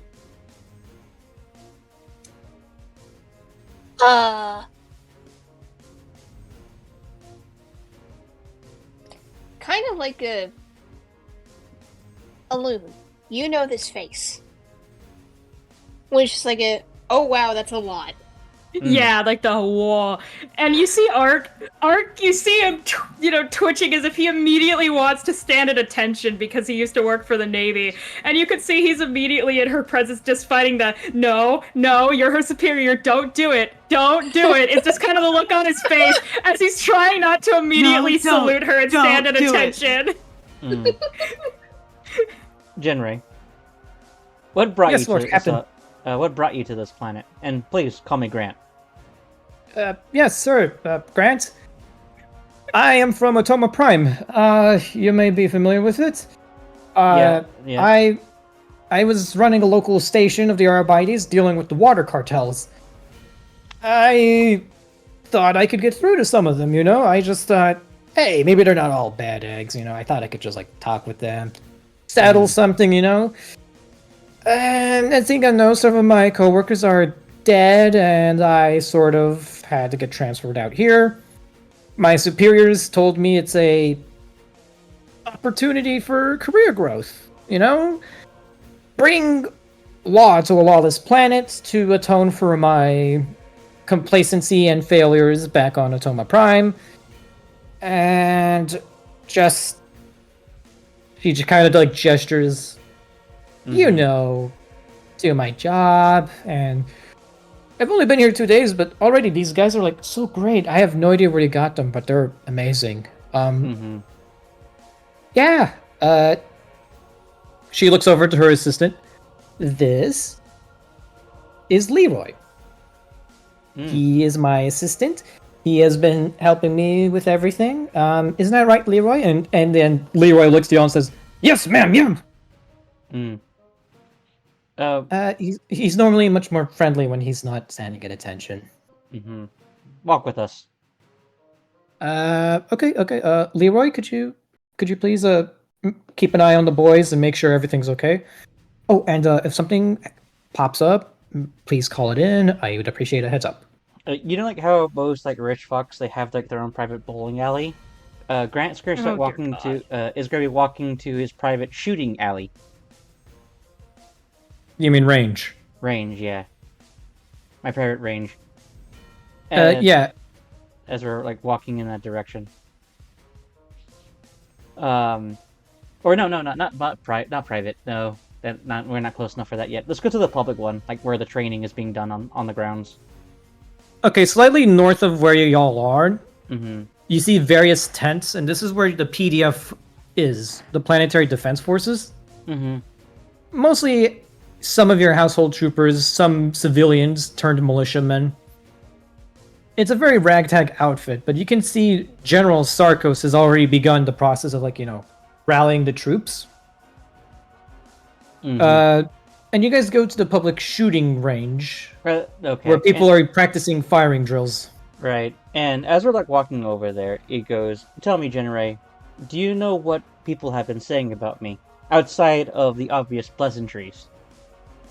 No, sir, I haven't a clue. Hmm. To be As honest, I didn't know this was your planet until 4 hours ago. I am kind of new to this. I am under a lot of pressure to learn a lot of names. I'm not great with names, so I don't honestly know much about you, sir. Grant, sir. As I reach into my back pocket, I pull out a letter, and it's basically a death threat. And it's like a bomb threat. Like may the God Emperor smite you down with all of his fury. Art kind of takes the letter from Grant, looks at it. All right, that one. That one, thankfully, has already been dealt with. Don't worry, he got executed by firing squad earlier. They used him as target practice. Pretty sure his corpse is lying somewhere over there in the disposal unit. Yeah, Art just kind of takes out his needle pistol and basically shoots a couple of targets as he talks. Yeah, exactly. And then from there, yes, Leroy informed me of the threat. And at the very bottom, it says, at the highlighted is the nobody from Krieg. This is what I'm currently dealing with right now. Nobody from Krieg. That's an interesting phrase. You're somebody, aren't you? You're a rogue trader. Yes, I'm rogue trader now. I was elevated in status. I was no longer... God Emperor no longer needed me as a commissar, but as a rogue trader. And this is my retinue. She looks to all of you and smiles very genuinely. So, I understand that you currently come from a very difficult upbringing of where you were stationed, and you made your fair share of mistakes. I know I have too. Decisions that would mean soldiers' deaths. So, yes. So, I'm going to ask you this one question. As I do like a signal, I whispered to Ark, fish me 2 volunteers. Ark nods and basically slips back on his chameleon line cloak, which he's had off the entire time because, it's extra heat and his brain is kind of overheating. And he just kind of casually disappears to go fetch 2 men. Mm-hmm. What question do you have in mind for me, Sir Grant? So, due to the constant state of being undermined by other potential dynasties, because as you might have learned from your men, that I've recently entered a form of several pacts of non-aggression and some pacts of guaranteed aggression.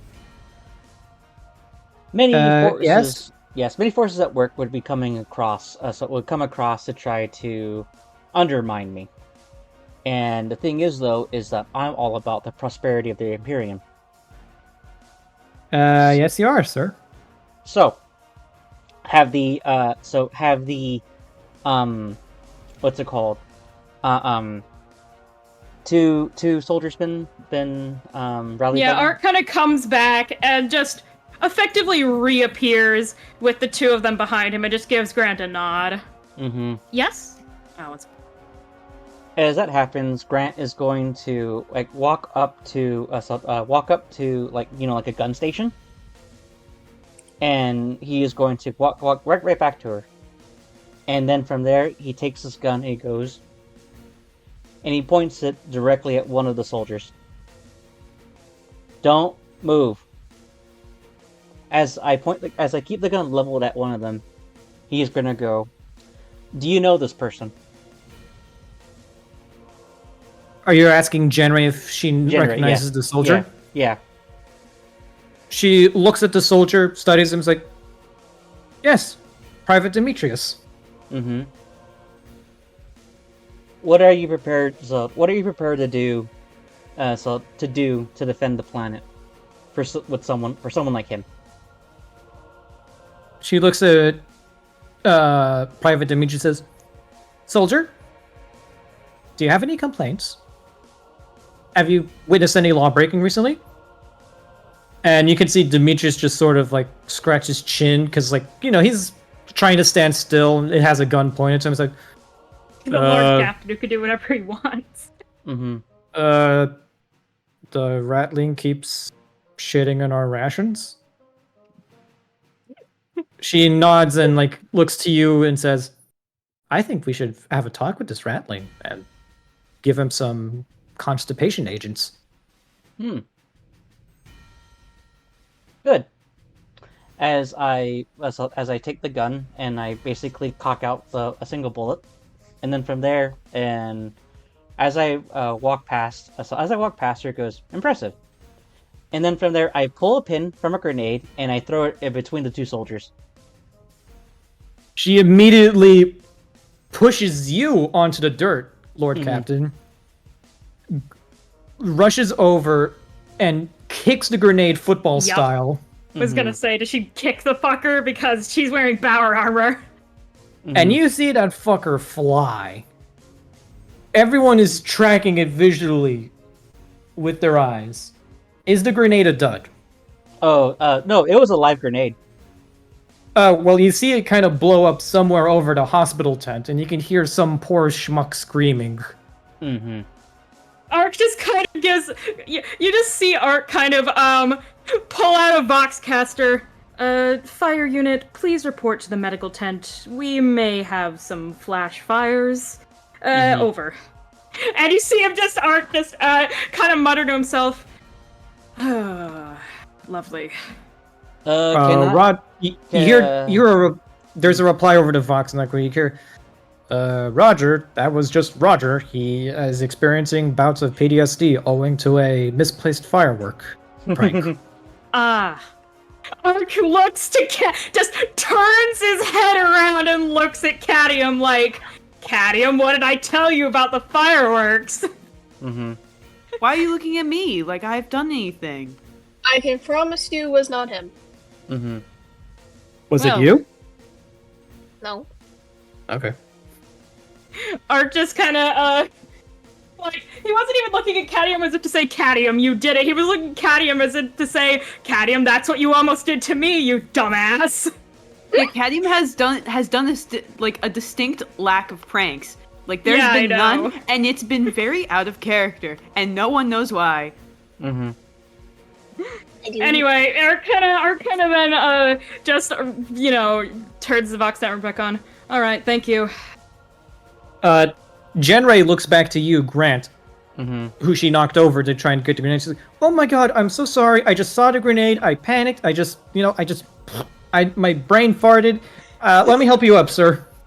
As I get lifted up, as I dust myself off. You ran on instincts. Good job. Oh, that's because in my old hab block, the children loved playing with grenades, and their favorite thing was, let's play catch with the local arbiters. I kind of learned how to. I kind of had to learn the hard way, sir. Well, I'm not above making mistakes because the Emperor has been the God Emperor knows how much we've as his servants have failed. So, I suspect a full report of what you intend to do for the immediate insult for framing the current constitution for the planet, and what else what other intentions you might have to do within the next 6 months. I can give you congratulations as I hold up my hand, Governor. She looks at you very restrained, like she's trying to hold back the biggest smile she's ever had in her life. But she eagerly shakes your hand, and you realize she shakes like an absolute badass. This is a badass handshake. Like you can feel it. It's all in the wrist work. It's all in the wrist. I do my best to hide the pain because I'm not wearing power armor. She is. She forgets how strong she is, unfortunately. Yep. And then from there, as we let go, and I go, you are dismissed. As I walk away. So, now that we got that settled, who wants lunch? Art kind of looks. I think that now that that's been settled, if I don't go to Cadrian to personally get the circuitry in my brain fixed, Cadium is also going to start blowing fuses. I think the constant buzzing sound is driving him insane. I might throw up. Yes.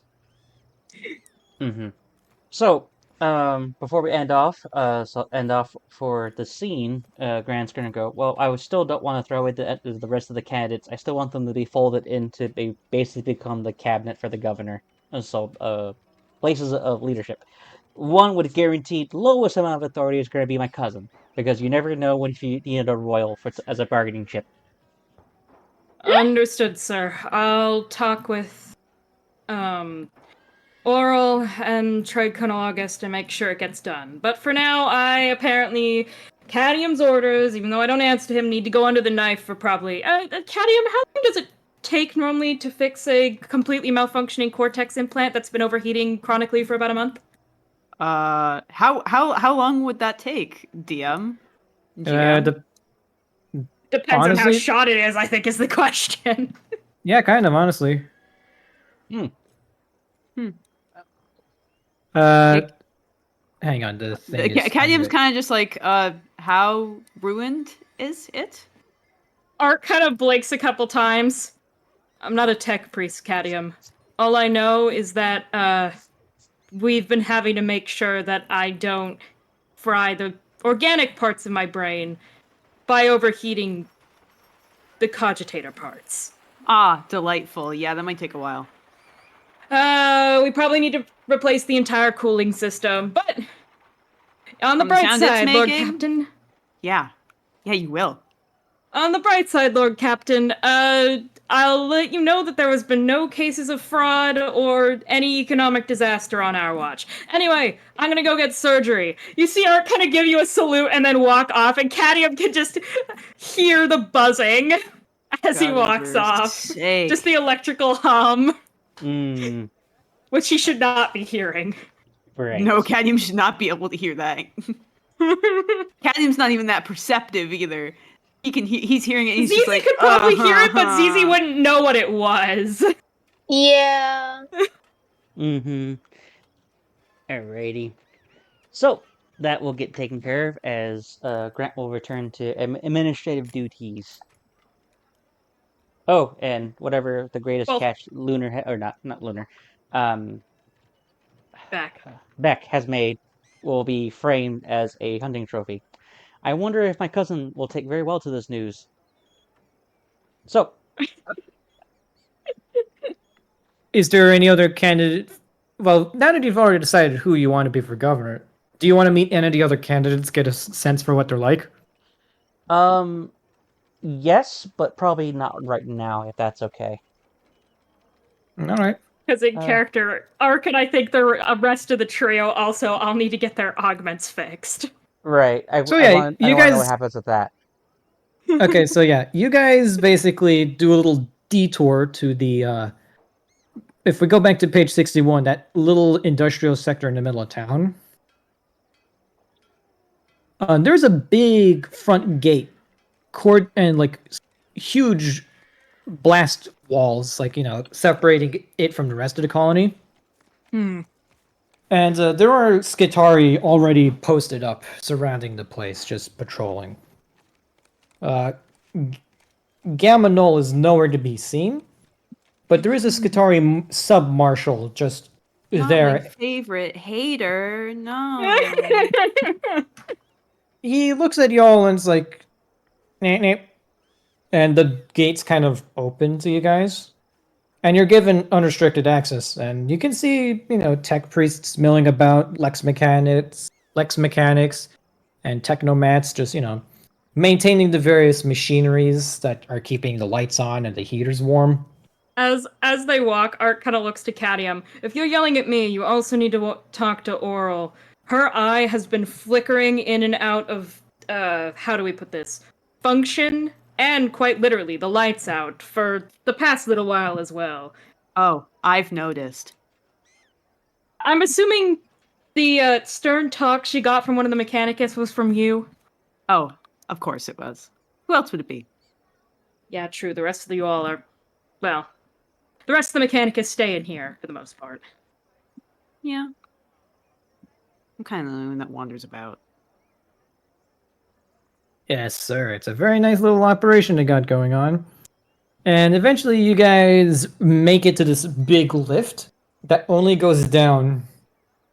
And you can see several Skitari guarding it, and a tech priest, and a tech priest approaches you, Cadium, and starts speaking to you in binary, just like 10001111001001. How can I help you? Cadmium will respond in binary. We need to make sure that we get the Seneschal's implants fixed. 100100101001001. Okay. Great, thanks. This one's a very buddy. sing-songy type of tech priest. You wait? No? Okay. So yeah, he steps aside, the lift opens up, you guys basically go in. Biggie, you know? No problem. Right. Right. Don't put it like that. That's terrifying, Diego. Eventually you guys kind of descend, and you go down, like, very down. And, you know, it's kind of like, you can't see anything in the elevator because you keep going down, but eventually it kind of gives way, and you see a massive underground factory, basically. And you can see they are just doing all sorts of shit down here.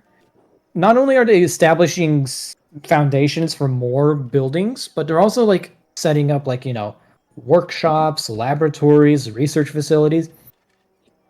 And then you recognize a very large chunk of organic something being hauled off on, like, massive excavators. Ark looks at it. Does it look like the material of the flesh guns? It does, actually. This is where a lot of off-site research is being conducted into the alien ruins on this planet. Gotcha. Okay. Ark kind of looks at the material. Cadmium can hear some whirring that's actually supposed to be there, and you see him kind of blink a few times. All right, if I'm not completely unable to think, that looks a lot like that strange flesh gun Beck found. That's because it is. Can That would do it. Diego, Yo. should I be at the bottom of this fucking machine factory, like having brought that just in? Yeah, you basically reach the bottom of the lift, and you can see Beck is already standing there, along with several blindfolded hunters, soldiers and such, next to him. And you can see there is no Xenos on this planet. there is no There is no Xenos on this Xenos. planet, and these guys cannot legally report on what they cannot see. And you get the idea that the tech priests blindfolded them so they can't really talk about what they saw down here. Mm-hmm. And yeah, they're doing a very good job of just, like, you know, standing still as the tech priests unload this massive chunk of something. You're not even quite sure how Beck got it in through the front door. It's bigger than the lift you guys came in on. But, you know, that's a question for another time. As you can see, Kadrian Handross is also there. And he looks towards Beck and he says, "Entity Beck, the Brotherhood shall send soon amongst us a Magos to oversee the planet's operations." Matis? Magos. Madis. Magos. Maggot. Cadmium Is that looks- what planet Cadmium- you? Cadmium looks like he's about to have a fucking aneurysm. With an "oh, you," and then he turns and sees Cadmium. Says, "Ah, Tech Brother Cadmium. How might this unit be of service to you?" Ah, Oh. great. Well, slight problem with our Seneschal and some of our other higher ups. Say no they more. overwork- Okay. I'm assuming Kadrian can also hear, like, the static that Cadmium can hear and knows immediately what's wrong. Say no more. I understand perfectly. Yeah, No. Cadmium kind of like gestures in the general direction of Ark, and Kadrian Hen just goes, yeah, Allow me. I know, brother. Great. He kind of gestures. Ark, he kind of gestures you off to the side, and anyone else who kind of needs a tune-up. Mm-hmm. And he leads you down this labyrinthian passageway of tunnels, junctions, and such. And you get the feeling that the Mechanicus has basically established a miniature city right underneath your noses. Bye, Yeah, Ark. Have that checks fun. out. Cadmium is more intimately familiar with what's down here than other places, because he played a big part in designing some of these facilities himself. We love But our explorator. but the rest We of love y'all our are like explorator. He's so the good. rest of y'all are so fucking lost. Like Handros appears to be deliberately taking you guys through the most confusing route possible, so that you guys, even if you try to commit this facility to memory, you would get lost trying to go down the same path as he's taking you. This seems to be sort of on purpose, but the Mechanicus prides itself on their secrets, and quite frankly, let him have this one. Yeah, Mechanicus security art doesn't even say anything. He's just fucking tired. Yeah. So, what happened? Art kind of looks to Beck. So, take 3 Administratum officials, or ex-Administratum, whatever. Take 3 higher-up admin people who have to deal with all of the classified information and paperwork for an entire colonization effort. It's been rough. Yeesh, shouldn't see it. You can Should have went hunting with me. you can see their implant. You can see and hear their implants whirling. I mean, I just went on a nice 6-month hunting trip, right, Diego? Yeah. Roughly, yeah. I mean, you weren't outside the city like entirely throughout all that time. You came back occasionally for resupply and dropping off your shit. But I will say that you more or less kind of came back from your latest expedition to the outskirts of the planet. That's the wrong thing. Sorry.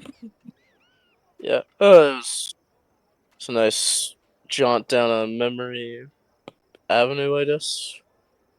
This planet's full of weird shit, like that thing I picked up.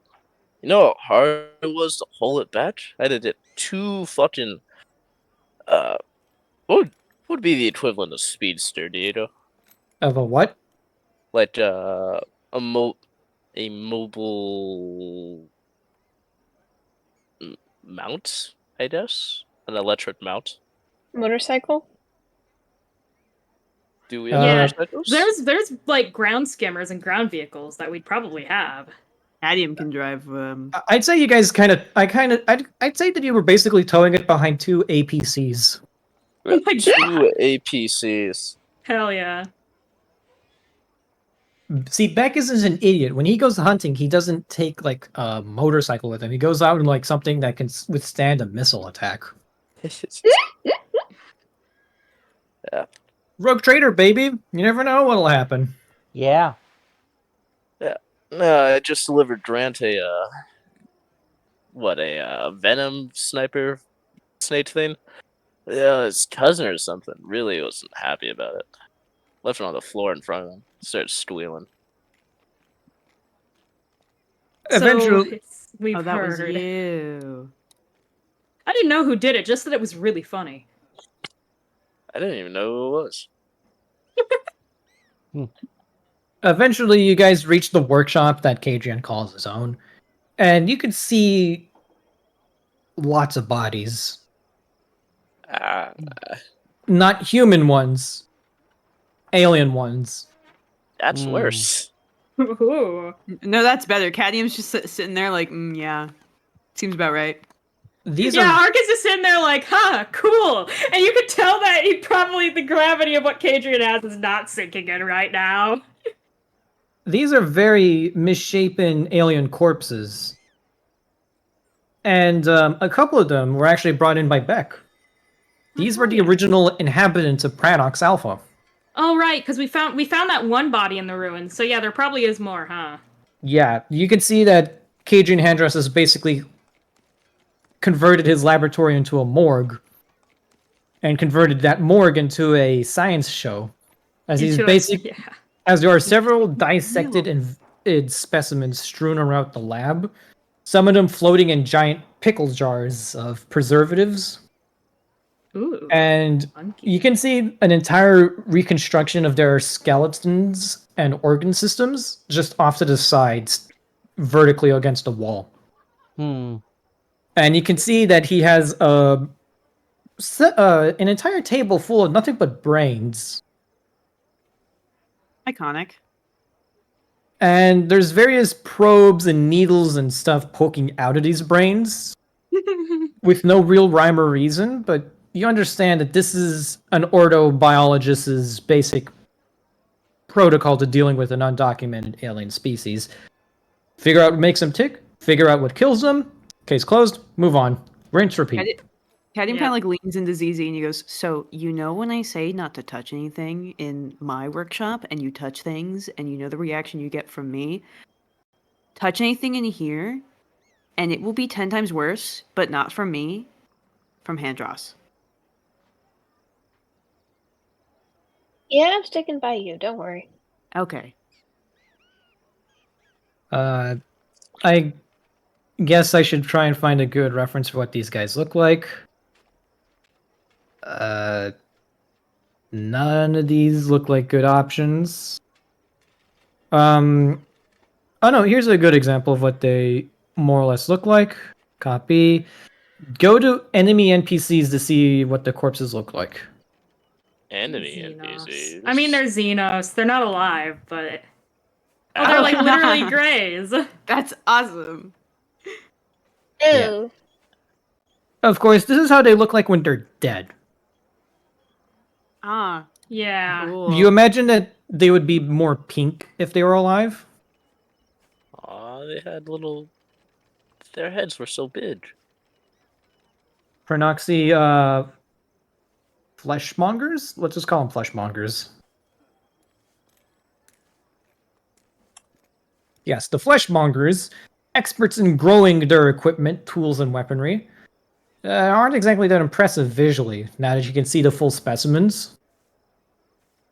And they look kind of physically frail, actually. And kind of stupid. Little silly goofy. All right. So far, they're just like there, dissected, dead. Hell yeah. But Good for them, Cajun good for them. Handress essentially pulls up a clean table and beckons you to lay down on it.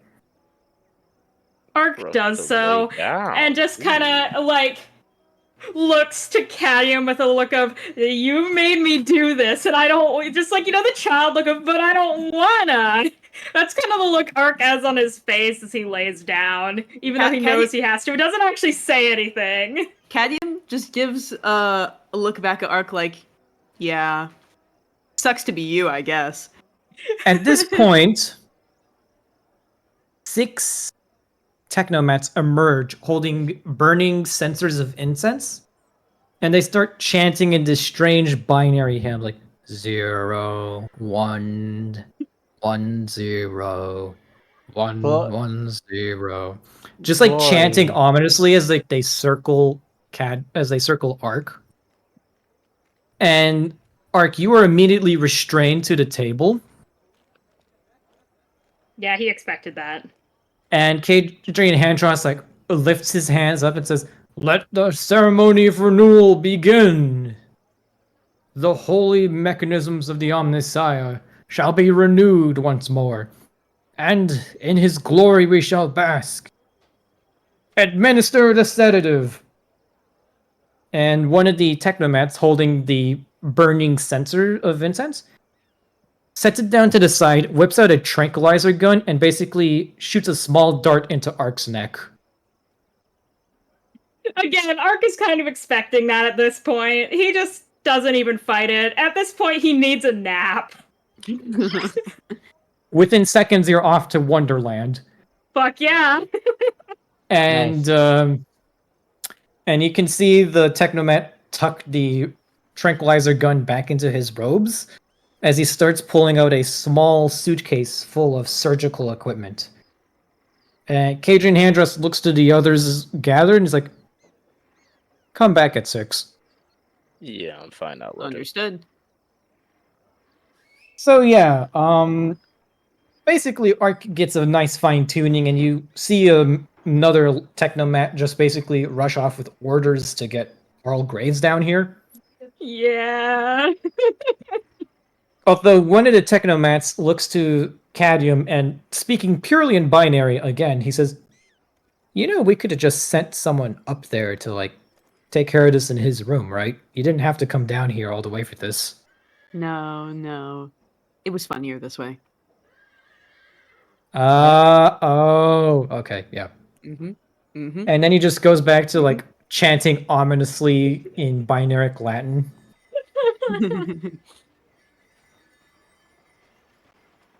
It's just like, no. It's cool. It's funnier this way. It's funnier if we drag the Seneschal all the way into the heart of the Mechanicus area where he really doesn't want to be. Yeah. And rather than like giving him an IV feed full of morphine, they just shoot him with a trank gun. Yeah. Nice. Vengeance. I mean, it works. Yeah. By the way, I'm imagining like one of those big ass bulky Fallout guns that's like modeled off of a Desert Eagle, That's so but it just funny. shoots off a tiny dart. Yeah, fair. Because fun fact, the 10mm guns in Fallout are almost all patterned after the Desert Eagle, which is chambered in 50mm. Yep. Yeah. Anyway, yay! No more misfunctioning implants for all the administratum workers.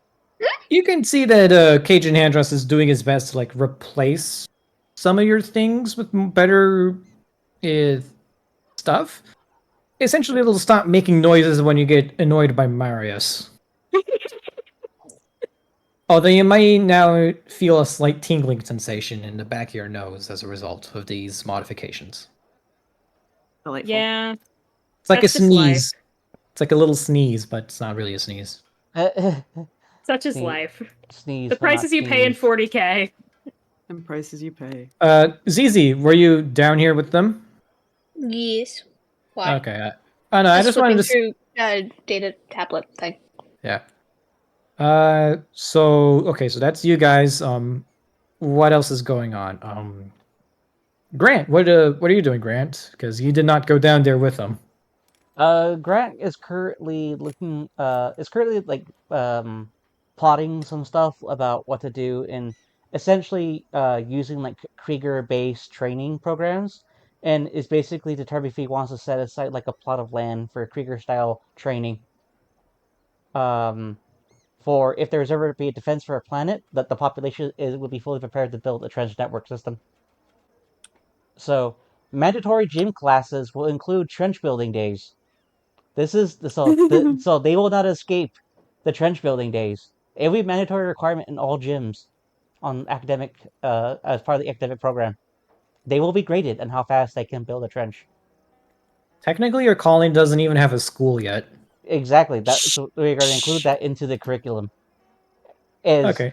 As Grant is like holding up like a draft, he basically holds that over a candle. As it burns, he just flicks it off the table as he literally handwrites his own curriculum. At this point, the trade colonel comes in and says, "Would you like me? I see you're working on various proposals for the educational curriculum for your citizenry, my lord." Yes, I am. Thank you for noticing. I am adept at reading documents upside down. Okay. As I sat down. Yeah, yes. Do you have need of me? I was wondering if you would like to consult with any of the other members for the cabinet you wish to appoint. Oh yes, I certainly would. Please appoint me where I can find Roos. I want to tell them I wish to ascend them to middle management, or to be the aide to the new currently assigned governor. Civilian liaisons are very important, my lord. I shall see to it that Counselor and Mr. Roos are informed. Alrighty, thank you. Yes. Okay, so Before we time skip, Diego, could we take Yeah. a 5-minute break? Okay, 5-minute break, everybody. And then This we is can a- move on to not admin work in game. Yay. Yeah, let me just get the reference images for The Rooses. yes. I'm gonna go hunting. This Give me was- some mid game. You guys already had time skip. That's just clarifying. Well, yeah, but before we move on to the next order of business. Oh yeah, no, definitely. The definitely. time step. Yeah, when Ark finally gets escorted out of the Mechanicus thing and Cadmium's no longer wanting to throw up because he can physically hear Ark's fuses blowing in his brain. Cadmium Yep. can't throw up, but he's like, I want to throw up. Exactly! He wants to throw up. He can't, but he wants to. He probably doesn't have a gag reflex anymore. He's probably the Mechanicus. Why would he need one? He probably doesn't have a gag reflex, but he would want to throw up. He's like, I want to regurgitate my stomach acid and the last meal I had by hearing that. I know it's unpleasant. I don't want to. I'd rather do that than hear that. Anyway, I'll be back in at 10:40. Okay. I can imagine it now. Trench building competitions. Trench building competitions. I want you to know that I built a house in Minecraft while all of that was going on. Fun. In survival, I Oh. built a house, like a humongous house. Mm-hmm. I Oh was yeah, so making we're it getting for really me and quiet there. Mr. Deer. My back was acting up, so I was laying down. You're Oh, good. It's okay. you're good.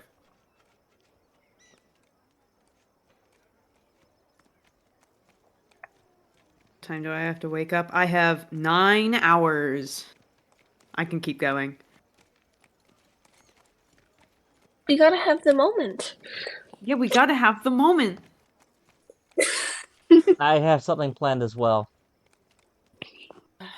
God. The moment. The moments. The moment. The moment. Tomorrow I run a table for the club fair for D&D club, and I'm gonna be real. I was supposed to bring in stuff to put on my table today. I don't have anything. I guess I'm gonna put the player's handbook and I'm gonna set up my DM screen, and that I have a set of dice I don't really care about. I'm just gonna make people roll a d20, and if they roll a 20, they win the dice or something. I don't fucking know. And no one's taking over the D&D club for me, so it won't be here next year. Because I graduate. I'm graduating. Have you ever talked from about my current school.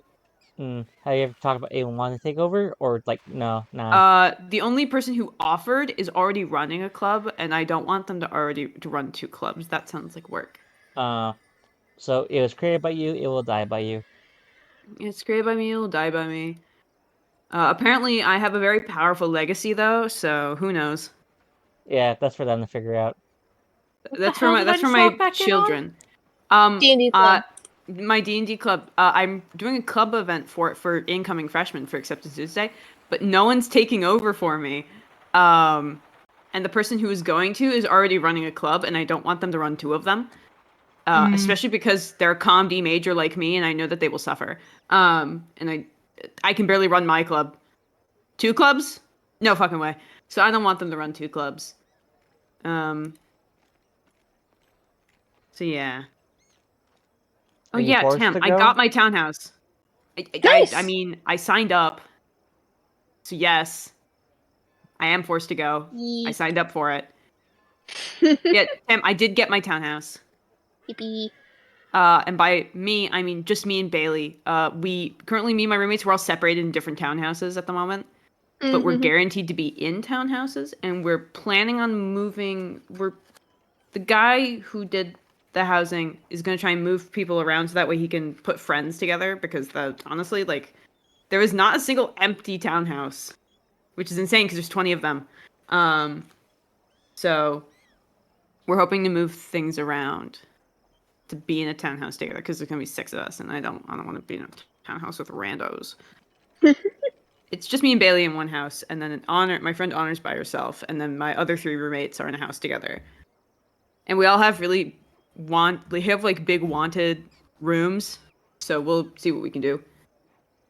I'm on the first floor, currently. The first floor is heavily sought after and shit. Yeah. Are you ready? Hang on. Keep You talking. then said that they were going to be back in 2 minutes. Well, I am back. Oh, you are back. Oh. You just said something too, I'm pretty sure. Mhm. So I did. my brain cell died, don't worry. Today's been a day for me, fellas. It's been a day for all of us, to be honest. It's been a Yeah. week. Yeah. I went grocery shopping as well. I did my classes at 8 in the morning. I went back to bed. Went to my friend Honor's sophomore show. Hung out there for a bit. Ate like my first meal of the day there from the charcuterie board they had. Went to dinner. Went to the grocery store. Came back. Went to late night snack, and now I'm here. And late night snack did not have popcorn chicken, which means it's one more day closer towards Skid making the sauce. Oh, Oh, once a semester, I make a horrid sauce mixing literally anything I can find in the cafeteria. mhm. I made someone throw up with it last semester. Good. And I made Oliver. Oliver tried very hard to swallow the sauce I made this semester and had to spit it back up because it was that disgusting and almost threw up. Can we move on to a different topic, please? Oh, Yeah, yes, sorry. I've been having. Remember, Skid, I'm on a fucking restricted diet because I couldn't eat without throwing up for 3 fucking weeks. I don't want to hear about people yeah. voluntarily vomiting. Understandable. I still can't eat most foods. Cam can Under- confirm. Yeah. Yep. My bad. You could have fries though. I'm almost done. Hang on. I just need to edit this thing because I didn't. I'm gonna be honest. I kind of spitballed this. Well, I'm glad Understandable. you did. Like, spitballing's the most fun of DMing. Because you're finding the fun. Mhm. I do like like I do like the cousin though, and I do like how my great He was great great silly. great great great great grandpappy Phobos led a charge when he tripped and cracked his skull open. The late night snack was very sad today. It had like sweet potato fries and mac and cheese bites, and that was it, and nothing else. Mm. And I don't like either of those things, so I just sat there and ate ice cream. Mm-hmm. And Based. and And the then funny Ariella gave me chicken nuggets. mhm. and the, Well, and as Chicken we're nuggets are saying. very tasty. so Yes, continue, Will. and the funny part was that they took his his brain dead body as they pinned a medal on it. That was it. Uh, Okay. Everyone go to allied NPCs. okay.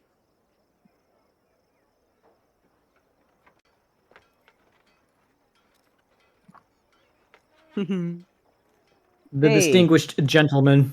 Mm-hmm. I love them.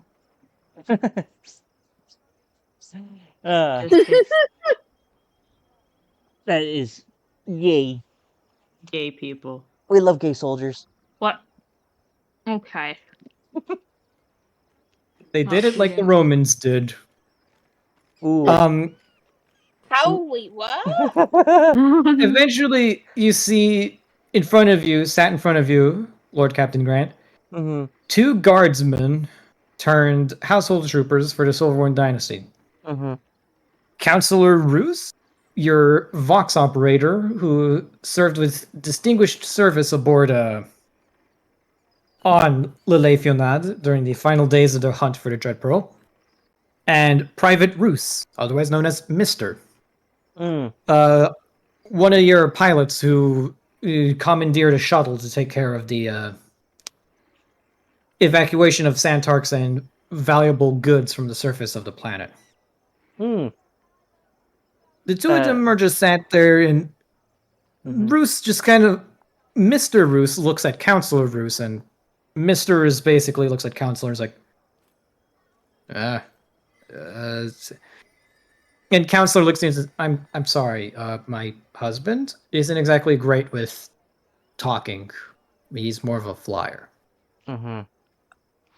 No, it's fine. It's fine. As Grant finds like a military crate and he slides it over like a chair. I'm pretty sure you probably received the news by now. About the governorship? Yeah. Yeah, we were talking with Jenray just outside. She's super sweet. I'm glad that someone like her is gonna be taking charge of the colony, you know? Right, right. So, I want to let you know that you were a candidate I was seriously considering, and should anything happen, you would also be one of the first names on that list.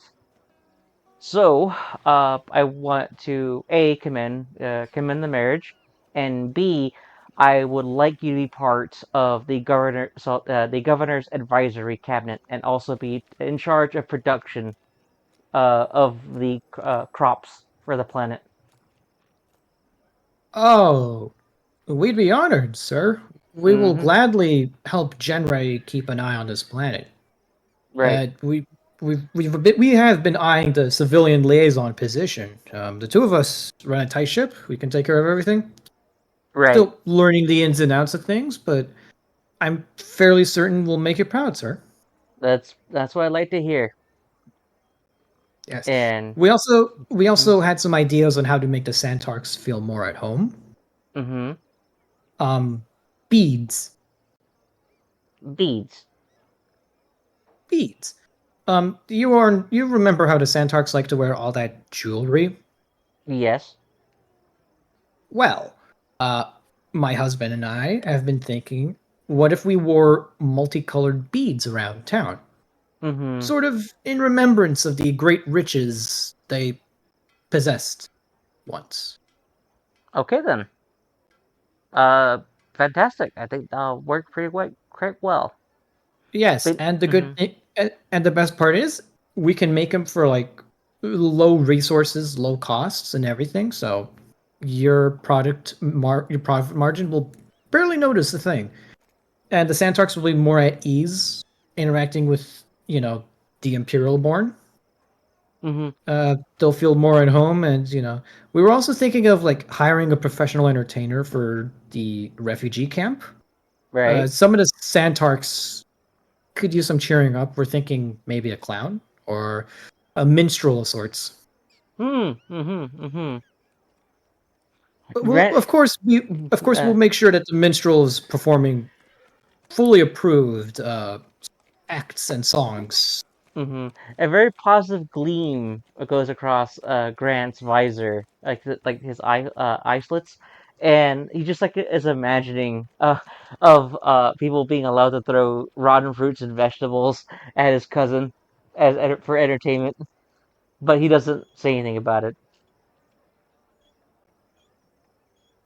Is there anything else you wanted to discuss with me and Mr. Roos? No, I just wanted to let you know that aside Genray, you would have been my next top pick. So Oh, yeah. Was again, congratulations. Welcome to the becoming of the civilian liaisons, and we'll see what we can to give you a lot more official clothing and offices. I'll make sure that you're across the hall from each other. that would be much appreciated. Mm-hmm. You see Mr. Roos lean into Counselor Roos's ears, like it's a bit of whispering. Mr. Roos is asking if he can keep the scarf. You may. As I stand up and I dust off my knees. They likewise stand up, give you a traditional Silverwind salute, and take their leave. Mm-hmm. Good for those bitches gay. Good for them. Good for them. Mm-hmm. Mm-hmm.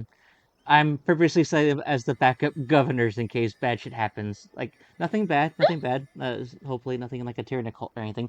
Anyways, How did you know? and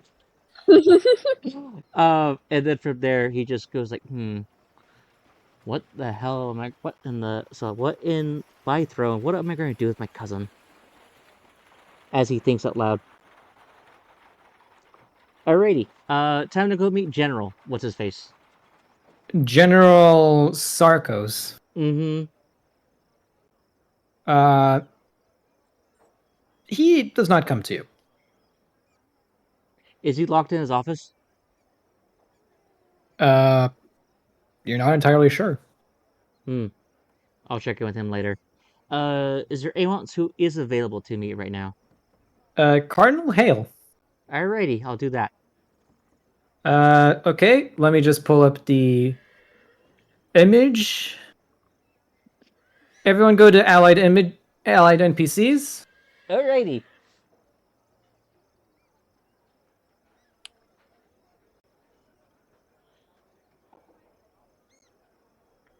Okay. He looks like he's like kind of from Kung Fu Panda. Oh god, I see it now too. Now that you mention it. Like Fair. young Master Oogway vibes. Yep. But do I enter like a monastery? You see that big cathedral across the industrial zone? I think I do. Yeah. You basically walk in on a Sunday service, and you can see a bunch of Santarks and colonists side by side praying as you see this very imposing figures on the lectern. Mm. Pointy devil-like hair and a wicked chin. And you can see in one hand he's holding an eviscerator. And in the other he's holding a servo skull, and he says, and the Lord will remember kindly upon those who worship him and recognize it. Ah, my flock, gather round. We have ourselves a very important visitor. Everyone, give it up for the Lord Captain. And everyone in church basically turns around to look at you, and they're like, oh my god, it's the Lord Captain. He's come here to pray. Oh my god, you know. And he says, I believe now's a good time to end our sermon here. Please hold true the words of the Lord in your heart. And remember, inside of us is a Drusian, waiting to claim the stars. Oh, and don't forget, we're gonna have elderly bingo tomorrow at 7. Is there like although now that a tide bowl? There is no tithe bowl. Mm. There's a tithe. What's the proper? Donation. There's a tithe basin. Okay. And Grant. It's like one of those. It's like one of those feeding troughs you see at a farm. Right. Grant. It's just set in front of the lectern, and you can see people are like dropping in like a few thrones, whatever they have, as they like filter out. And he like walks down, and you can see he's a lot shorter when he's next to you. He's just standing up on like say like a big box for his sermons. Out of mutual respect for worship of the God Emperor, Grant will just give like a big handful of thrones, and he'll just put it in there, as if it was like chump change. So, what can I do for your lad? I'm just currently here to inspect and to inform you that the candidacy for governorship has been fulfilled. Ah, yes, the arbitrator. Good eye, my lord. She's a bit green around the horns, but by golly, if anyone tries messing with our colony, she'll give them the horns for real. I learned that firsthand when I tested her resolve. Ah, she's got a wee bit of fire in her, the lass. Yes. Archemius Renum Hail at your service, my lord. That's Cardinal. Should go before Archemius, but I digress. So, what brings you to my humble temple? And he gestures around to this very opulent and wonderfully decorated cathedral. So overall, are the Drusians basically like a safe part or a safe subsection of the worship of the God Emperor? Oh yeah, they're completely street legal. Okay. Oh, they're street legal. Got it. Okay. Yeah, they're not like a. They're They got some bad reputation in some parts. However, they are genuinely accepted and 100% not anything heretical. Yeah. Oh yeah, they're standard imperial doctrine, just with a couple of caveats. They're good cultists. Yeah, it's more of a religious subsect than a cult. Right. Everyone knows what their deal is. They're just, they can be a bit anal about getting what they want sometimes. Right. So Grant's gonna go, well, I just wanted to let you know that you're very well aware of my homeworld. Ah, yes. Such a lad. You're a token to your people that you have traveled so far and done such wonderful works that still did not involve you dying. Exactly. It is a miracle. It is a miracle we must attribute to the Lord that you have lived as long as you have, and Yes. continue to live. Right. So, what I want to come to inform you was that I do respect your my people gave a very thorough explanation of your candidacy, which is which I do appreciate your appreciation for the God Emperor, which kind of led you to being on my desk. So I just want to check in with you, to let you know that there was no hard feelings for the decision. Oh, none taken. I understand. This colony, my flock will be my flock. Mm-hmm. It doesn't matter if I sit behind a desk or a lectern, so long as I can preach true the word of the Lord. Mm-hmm. All is forgiven and all is fine. Mm-hmm. Although I would have very much liked to let the people know that if they wanted to make like a statue of something for the Lord Emperor, then I'd have been fine with it. Mm-hmm. Something I would like for you to do is begin coordinating with the current heads of production, so the Roos couple. Every season, I want you to coordinate with them to do for food distribution of the downtrodden and the poor with the population. Is that Ah, something I yes. can trust you to do? Ah, yes, the giving up of psalms and offerings, yes. I Mm-hmm. was planning on instituting a number of religious observances within the colony schedule, Right. and I can guarantee you the downtrodden and the unfortunate will have their place at the table. I'll make sure that not a belly goes empty in our colony. Mm-hmm. And Although, uh, although I will try to make it affordable. I'm fairly certain you would.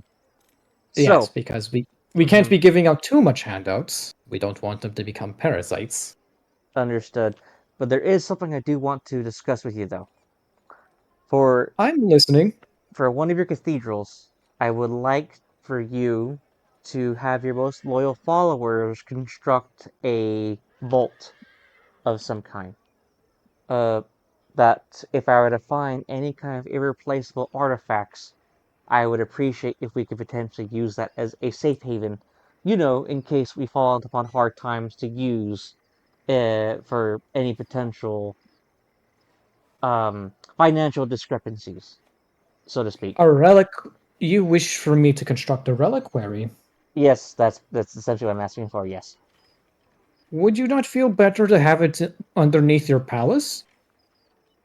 right. So if we were going to be raided, raided, yes, it would give so I'll give my life in service to the emperor should it ever come. But I'm not talking as if like to put all the treasures, but at least maybe one or two. Ah, never put your eggs in the same basket, my lord.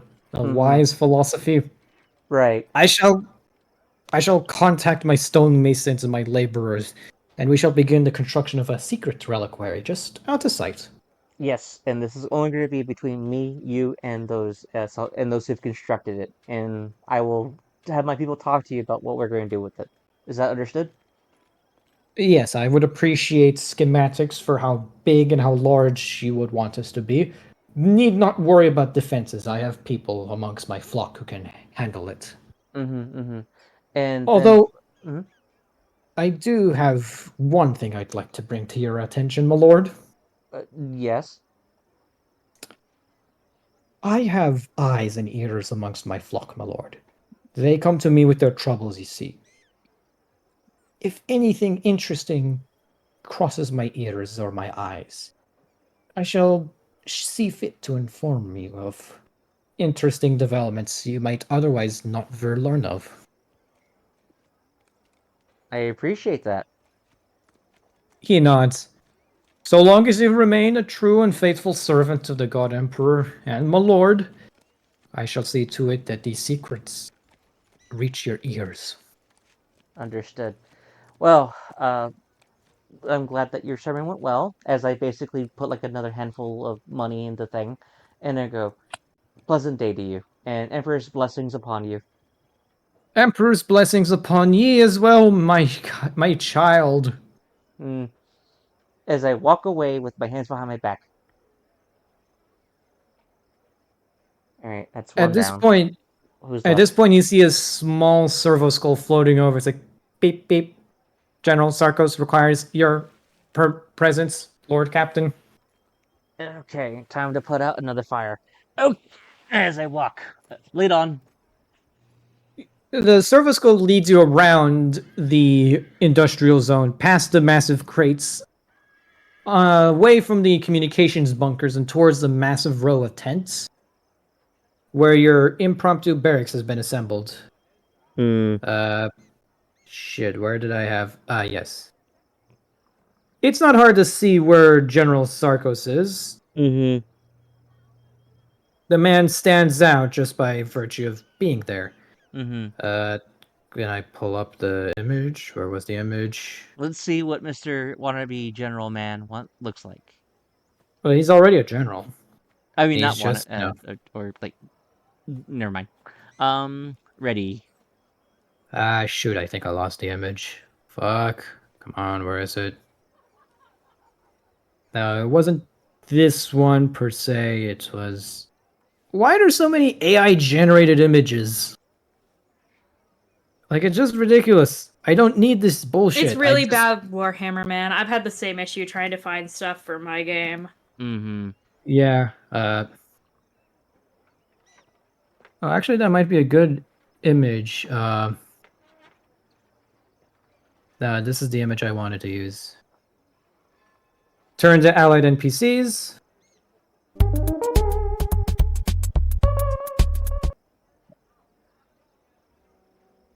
Hey! Oh, damn, he has a whole ass fox fur on him. You see him basically just, like, drilling his men into, like, practicing Mozambique takedowns with las pistols. Mm-hmm. And you hear him, all right, you maggots, I don't care what planet you were born on, but I will say so. But it is las pistole, not las pistol. I do not care what your whore's mothers ever said. Your gonads are worth nothing but to be used as body shields. I want each and every one of you to remember you are expendable in the eyes of the Lord Captain, and therefore expendable to me. Therefore, your worth is determined solely by your accuracy. Well, he's half true, as Grant thinks out loud. He turns and says, Lord Captain, I am General Milo Sarkos at your service. Is he the kind of guy who says Paul instead of Paul? He's also the type of guy to say paschetti instead of spaghetti. I see to it that you have deemed fit to accept my invitation here, Lord Captain. How can I assist you? I am just currently here to inspect our new glorious planetary defense force. You mean planetary defense force? These poor lads don't know which way to shoot and piss out of. As I walk over, is there for these guys here? Do I actually see what's the current state of the men right now? Annoyed by him specifically. But they're actually doing quite well. Here you go. Yo. I have a question. Would Ark be able to be there by now? You are still down under, unfortunately. Understood. Your mouth has basically been clamped open with a massive mechanism of sort, and Cajun Handress is just checking your dental fillings. A trip to the dentist and as well as higher brain functions.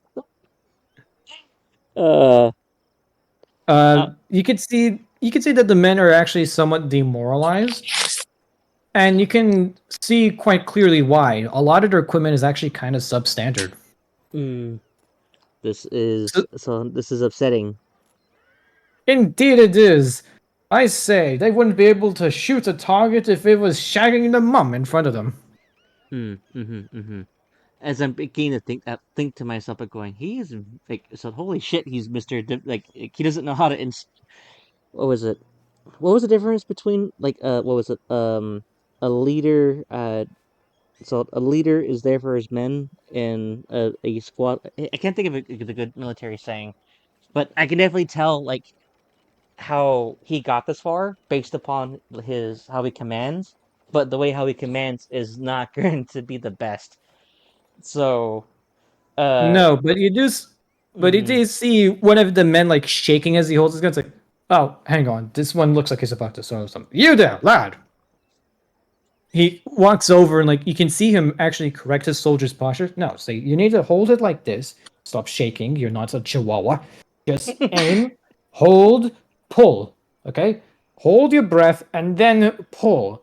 Think of it as if you were pleasuring yourself on a lonely Saturday evening. You do not go with a shaky breath.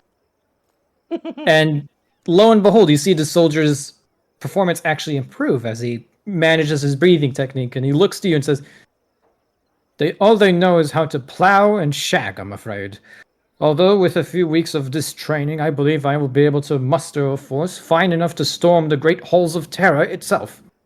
Mm, If ever I was inclined, my lord. right. I can potentially file a request to have a couple additional instructors from Krieg. Ah, yes, the Kriegers. You're not going to teach them to die now, are you? No, but I will teach him how to dig trenches. Marvelous. An excellent opportunity to build morale and break backs. Mm-hmm. Hopefully, So, then they'll stop thinking about backs. well, I do And appreciate back you being. shots. Um, you know what? Fuck it. Grant would actually let his guard down slightly because he's with another military man. And he chuckles at that one.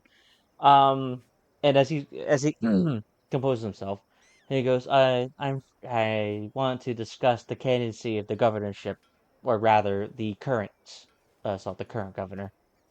You gave it to the absolute novice who calls herself an arbitrator, and you expect me to have no hard feelings about it? Yes. Well, then you're sore plumb out of luck, because I have no hard feelings about it. Hmm. So long as I am able to muster control of the PDF, I am absolutely satisfied in every way. You That's what I. know, Hmm. Yeah. there is a certain point in a man's career where he is forced with one of two options. Either he holes himself out for the cheapest bidder, or he goes into the public sector. And quite frankly, there is not much of a distinction between those two. Well, you still get to keep the uniform. Do you?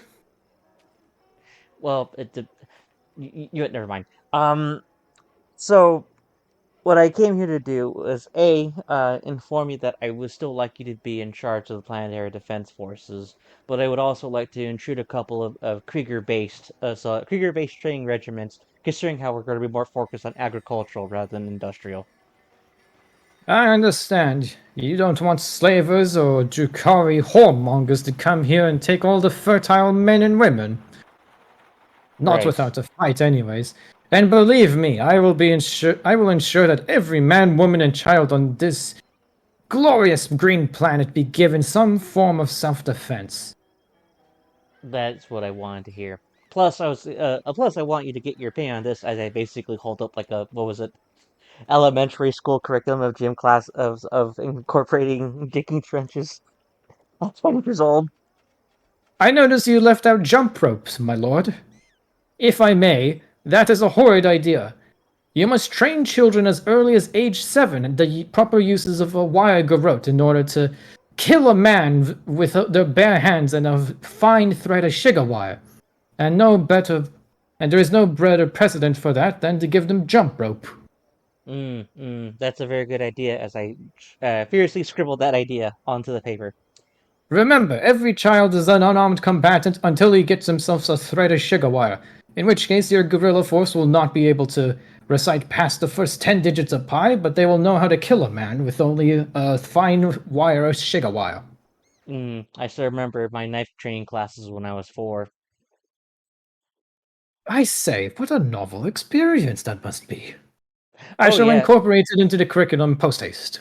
Uh, We'll figure that out as we're going along because this isn't Krieg as much as I long for walking, so going long walks around the craters. Ah, yes. I remember home too.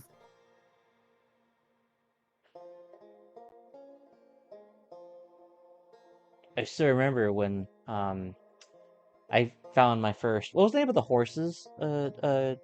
Diego. I The think they're called Krieger war mounts. War Yeah. horses. I think they're just war horses. I remember when I came across my first war horse. I found one eating corpses of a couple of the homeless, and when it saw me, I was fearful for my life. I fell in a crater. I couldn't crawl out, and this horse just came by, and it just I don't know why it didn't eat me. It had every right to. Brought it home. My father wasn't none too happy about it, but I was able to keep it, train it, use it for agriculture in the tunnels. Hmm.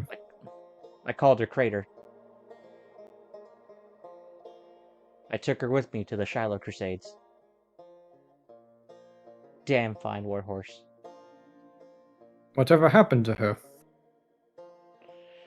Well, ever since I had this encounter with Chaos, and led to my promotion, she got folded back into to the other Death Riders. I couldn't bring her with me. That I is a shame. I still miss her. Anyways, I don't know if you're much of a horseman yourself, but I wish to probably incorporate that since we're going to be going to livestock. A mountain cavalry unit might be quite useful. Some for planetary defenses, I know. Anyways, I'm not an old war dog like you are, but I'm appreciative that someone of your stature would want to come to a backwater like this.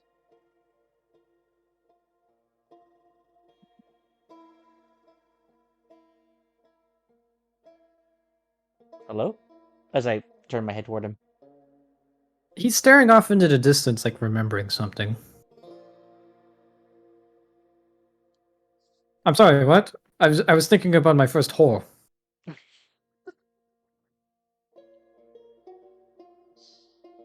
Anywho, I have business to take care of, and you have a colony to administer, so I believe this is the part where we say good day and then pretend to just walk away as if nothing happened, as if some profound life experience hasn't been shared between the two of us.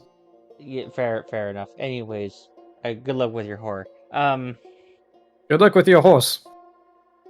Thank you. As I walk away, I think to myself, did I succeed at what I was trying to do? To be fair, you weren't exactly sure why he called you over. Oh shit. Like you both kind of got derailed in your own conversation. Oh shit. Hold up. Why did you call me again?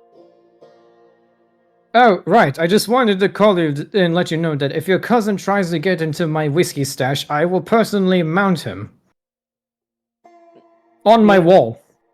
Just ahead. He shall be adequately warned, but if he does so, then I do not see any issue with that.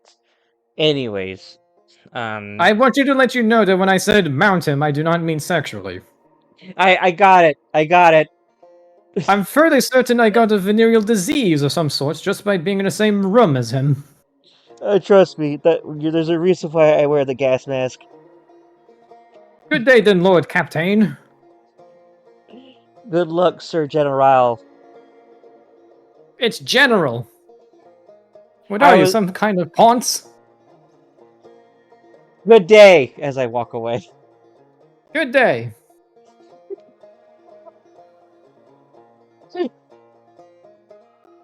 Oh fuck! I love this guy. Alrighty, next scene. I didn't really have anything planned beyond this. Oh, can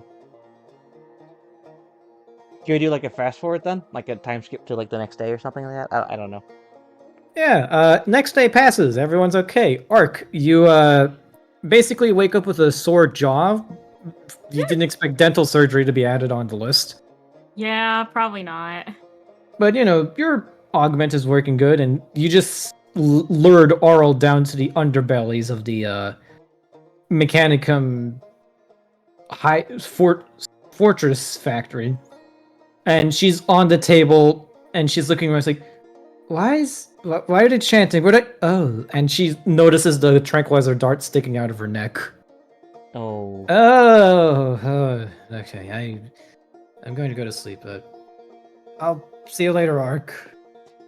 Ark just kind of gives her like a sign of the Aquilas to say, "Good fucking luck, girl." And he, I'm assuming he's escorted out of the Mechanicus facility. Is this what it feels like to be a fish? Because I feel like I'm swimming. But yeah, you're basically kicked out of the industrial zone. Ark ends up basically the first thing he does is he goes to wherever Grant is. I'm assuming in where would Grant be? Grant's gonna be hiding in his office because he's really sick and tired of paperwork. Fair. Ark goes to Grant's office, just kind of knocks on the door. As it happens, Grant opens up the door as he's basically like, he's not dressed fully properly. He's like in like his relaxed attire as he's basically is holding, Sherman like a cat. Yeah. How did talking with the other candidates go?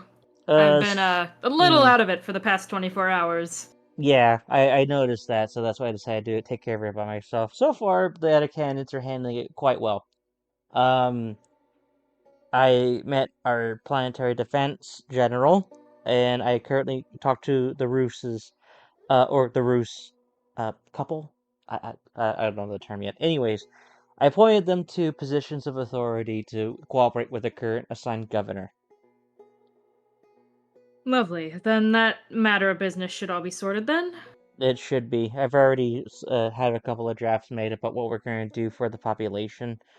I'm going to send a formal request to Krieg to have a couple of their instructors come out here to help with the current training of structure, the current discipline, military structure for the planetary defense forces. And right now I do have a splitting headache because due to my cousin. Granted, What do you do now? all the good hooch has currently been removed, and right now I have to try to prevent my cousin being mounted by the general. Ark Mounted. just looks at him, blinks a couple times. Didn't know the man swung that way, but good for him. He apparently had a venereal disease that way. Anyways, I meant like as a mounting his head on a wall. Speaking of mounting, so instead of mounting, I hope we can get some of Beck's kills, good kills, and use it to help decorate the palace a bit. Anyways, and as you look past Grant, you do know that on his desk there is a pile of paperwork that he really, really doesn't want to sort through. Ark looks at the paperwork, looks at Grant. You do realize that all that stuff had to be forwarded to you because it needs your signature, right, sir? I know, and it sucks having to write so many letters to decline all these marriage proposals. You're suffering from success, sir. You're suffering from success. As I basically hold up like like those letters where people like paste like different letters to supposed to make it untraceable. Mm-hmm. And it's basically like a creepy, it's like a creepy letter of like going, please consider me as your future fiance, and it's like super creepy. And I've always depended on the kindness of strangers. and then you do notice that at his chair, he got glitter bombed. Do we need to get a servitor to act as a manual spam filter, sir. Please. Please. Though this does, of course, bring up the matter of secession. Yeah. Secession or succession? The new rogue trader, Diego. Succession. You said secession. Mm. They're pronounced basically the exact same. No, one of them's an E, one of them's with a U. They're very different things. EU. We. Are they two different? Wait, what? Succession and Succession secession. and secession are two different words. Yep. Succession? Secession. For the suck. One of them is section. basically starting. Succession. That's the same word. What? Mhm. No, they're different words. They have different meanings. Succession. Who comes next? Secession. I want to start the Confederacy. Notice the big Yes. difference? It as it happens, Grant is resting his palm over his eyes. And he's go, yeah, about that. I haven't determined who's going to inherit the throne after me. At least not yet. You do realize that the throne falls to your family member, if you don't, right? Yes, yes, I will. I met him. I'm happy I have family now. He is not gonna inherit the throne. Fido! Where is my water? I must drink water from the chalice. My humors are out of balance. Is it like down the hall? Yeah, basically, you just like see two very curly tufts of hair walking by the door. This is the current entertainment we have until we get an official court gesture. Yes, I'm joking.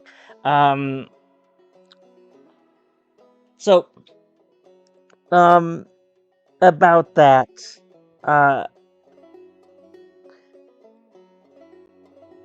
marriage does not sound fun right now.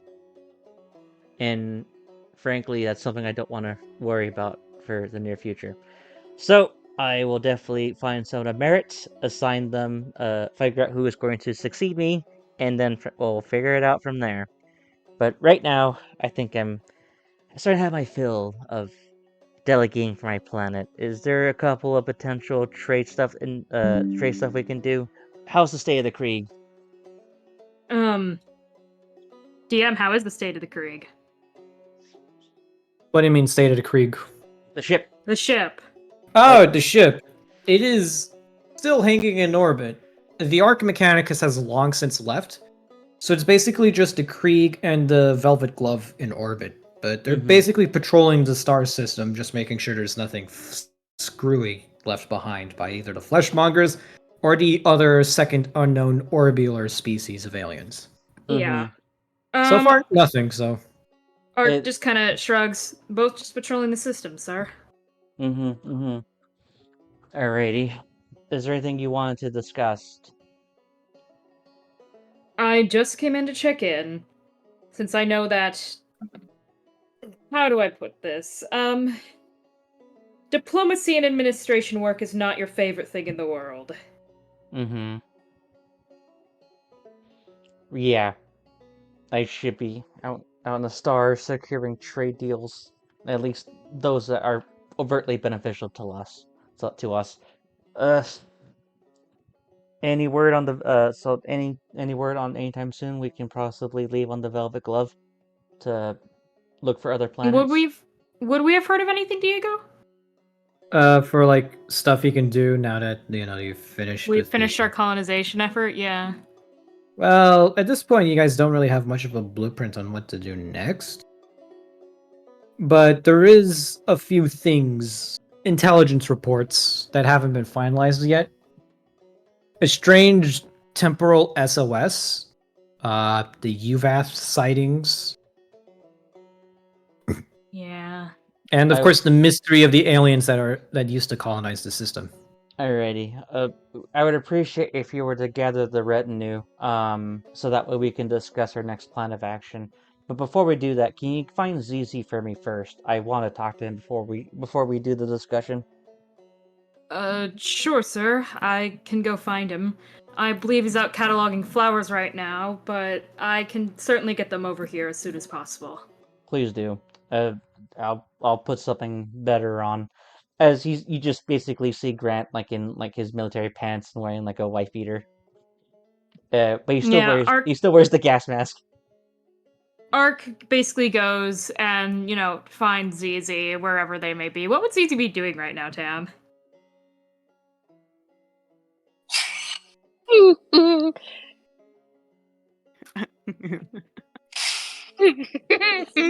That's not an answer. Scene transition, I guess.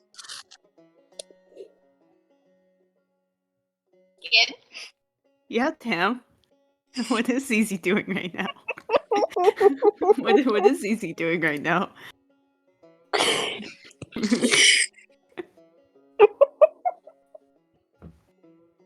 Go on, Tim. What is ZZ doing right now? You see, I had a plan. Okay. And then I had a you did plan, that. Arthur. And now there's an opportunity presented, and I don't know whether or not to take it. Take What it. ZZ's doing, what Ark thinks ZZ's doing are two completely different things. Yeah, Tam, what's ZZ doing?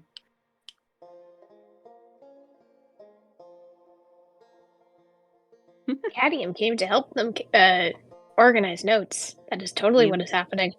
Mm-hmm. They are organizing notes. Mm-hmm. Mm-hmm. Okay, Mhm. okay. Are they like making out or like what the hell's going on? Are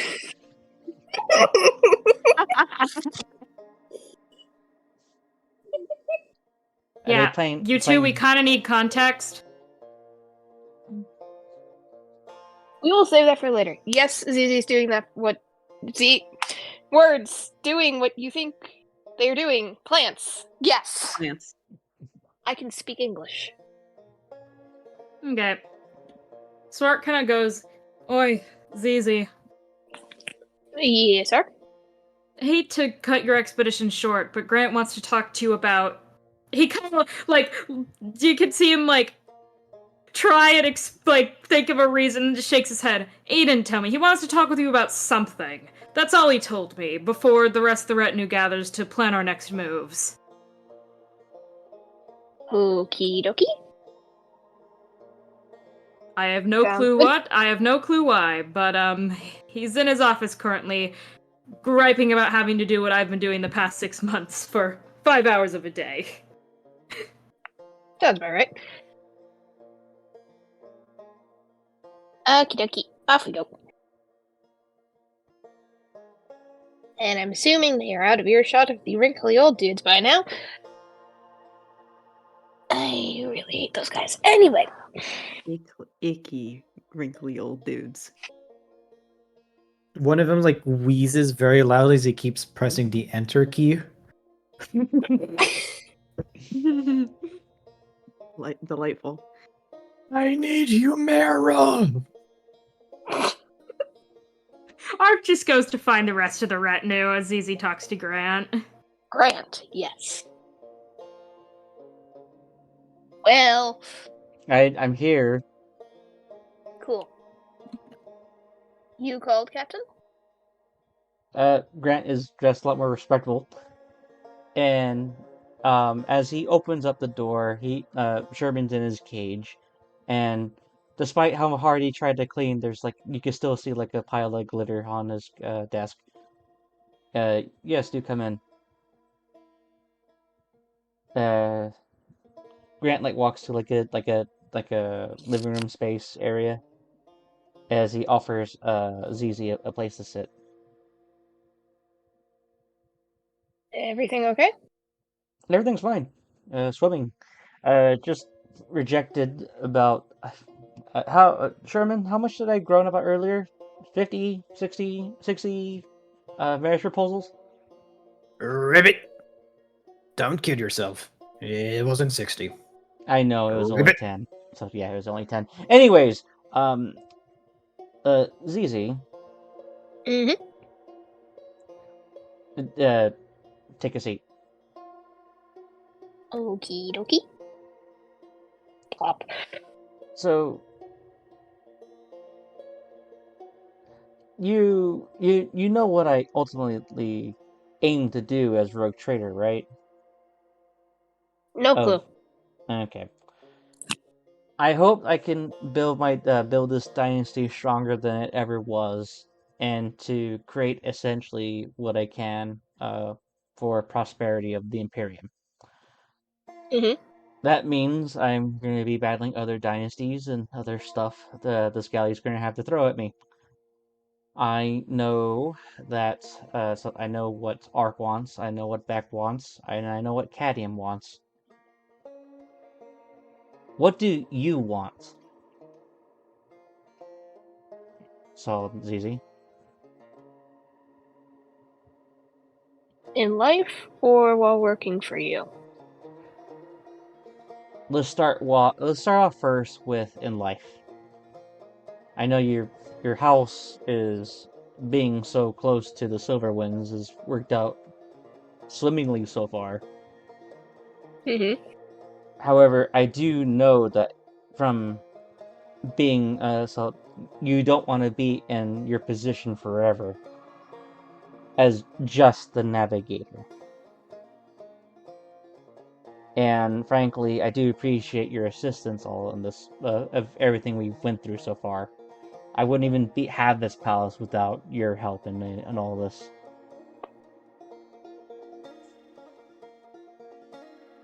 What do you want out of your life, ZZ? And I want to know because I want to keep that in the back of my mind as we continue to work together.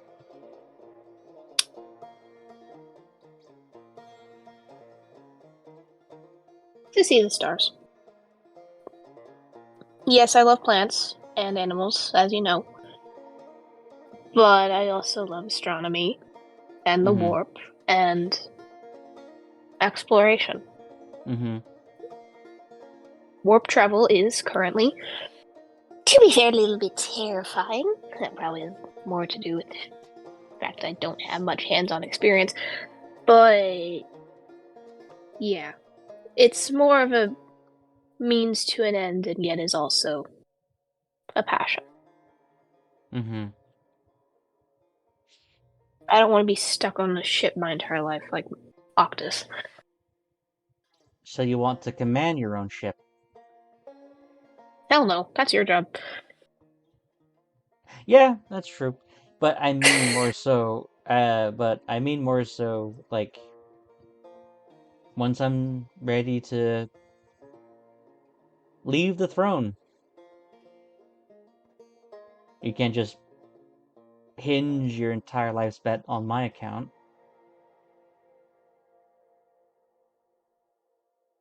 No, you could die. I know that. I'm glad you do. Also, thinking of politics, thank you, childhood trauma. No one's going to trust a navigator, especially a young one, as commander of a ship. Mm-hmm. Because when you say explore the stars, that's that's just a blurry image of what you want. And it's not it's not a narrow enough goal. I I figured the longer you stay with the Silverwind, you'll that blurry image will become a lot more clear with time. Surviving the fog, if you will. I'll keep I that in left mind. Asheen less than a year ago. I have no idea what's out there. Right. You can read about it all you want, but it's not the same. Hmm. So that was the grand question. I guess what was the other Mm-hmm. question again? Mm. Him. Good enough. Alrighty. Go ahead and meet in the palace meeting room. We're about to discuss our next move. I'll be there in a minute. Okie dokes. I gotta shave. As he says that while still wearing his gas mask, which he won't be. People can't tell what he sees, what he looks like when he shaves. I mean, you guys see his face, but still. Lucky you actually being able to grow facial hair. It's a bit of an annoyance, really. Alright, skedaddle. Out, out, out, out. As I hold up Sherman's cage as I walk into my washroom.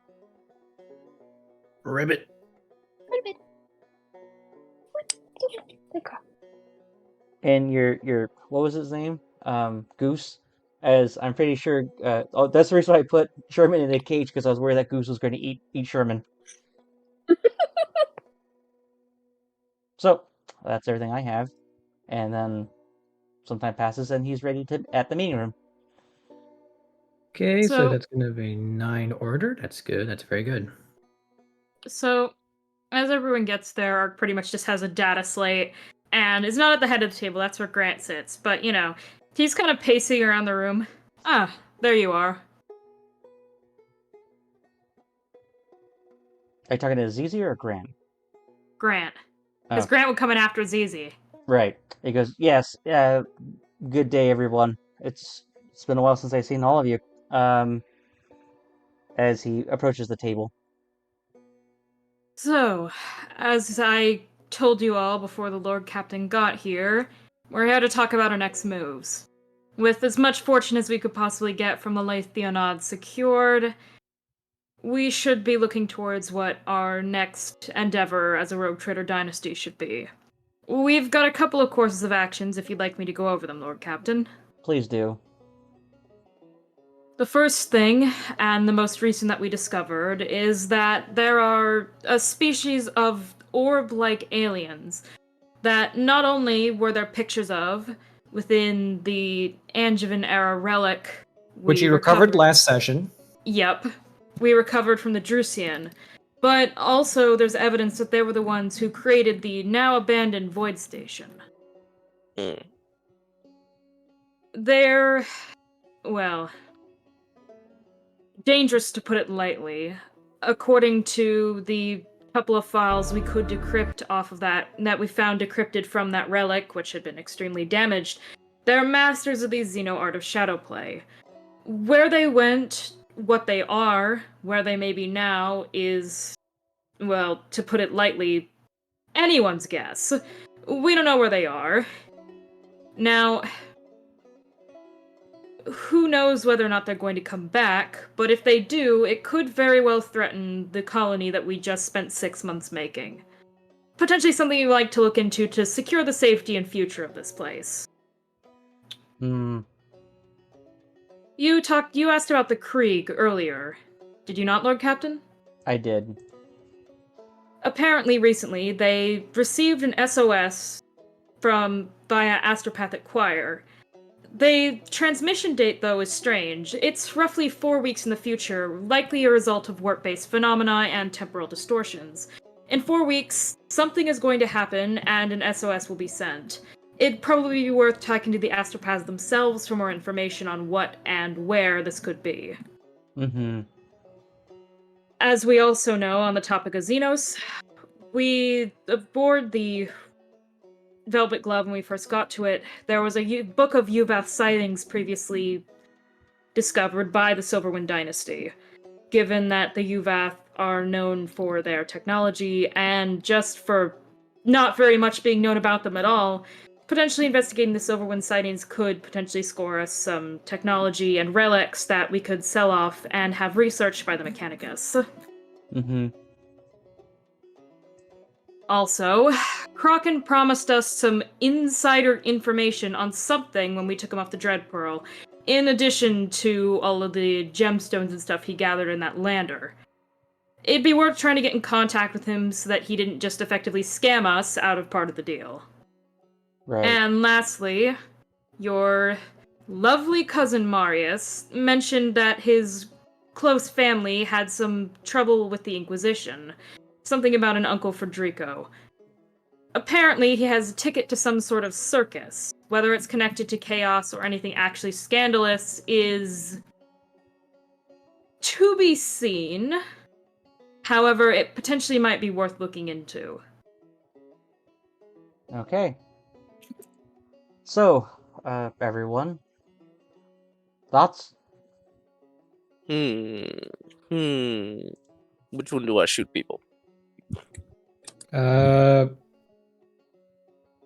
Options 1, 2, 4, and 5. Is it Although on you the might rumors need to channel? wait a bit for number 5.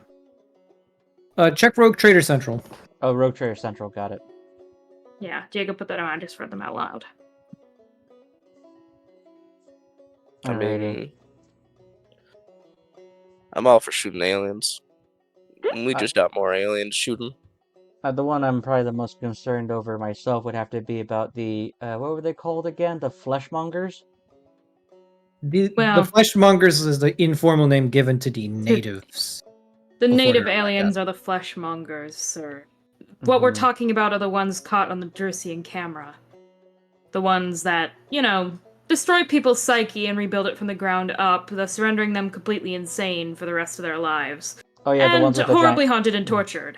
Oh yeah, the ones with the I giant don't- fish bowls for heads. Yes, them. Yes, that image is under Rogue Trader Central. I'm Yeah, I remember quoting that it now. right now. Here it is. Arc ZZ. Or not Arc. Cadium ZZ. Yes, Captain? Anything that you want to contribute and what we could potentially do as an endeavor?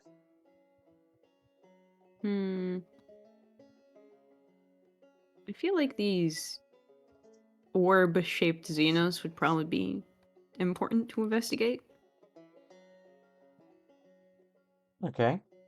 I feel like Handros would like taking one apart, If we can find them. if we can find them. Out of context, Diego, and I'm sure this has already been done. Have all the records from that void station been uploaded and scanned through for any potential information on these aliens? The big orbular one, correct? Yeah, the void station in the system. If Chronox I recall correctly, you guys did not recover any records. Okay. Art kind of looks. Let me Was- double check. I'm fairly certain you guys did not recover any knowledge from this void station. I don't think we did. Yeah, it's empty, but it was clearly observing the ruins on Pranox Alpha, so they were keeping an eye on the fleshmongers. Yeah, Art kind of looks. The first thing if we want to investigate the orb aliens is we need to take another trip to that void station. Cadium, I'm sure you'll be able, even if it is, technology, a little bit of my help, a little bit of your knowledge of machines in general. The hope is we can maybe extract some records from that void station, potentially learn more about the species, what their motives were, why they were studying the aliens that used to be on this planet, all of those lovely things. Coming to think of it, the one that concerns me the most would be the SOS sent from the Krieg. So I don't know what's going on, but Not sent from the Krieg, sent to the Krieg. Right. Picked want- up by the Krieg. Mm-hmm. So I figure I want to figure something else about these orb aliens, and then maybe handle the SOS. And and if we can figure this out in time, I would like to take care of a relative, Uncle Federico.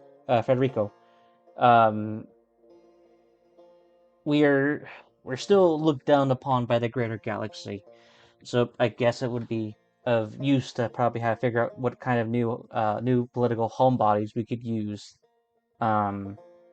for good of the planet. With all due respect, sir, we got one of the greatest rogue traders in the galaxy to actually wait around and meet us in person in the form of Caligos Winterscale. After your exposition, our expedition on the Lathe Fianat, I don't think our reputation is as bad as you make it out to be.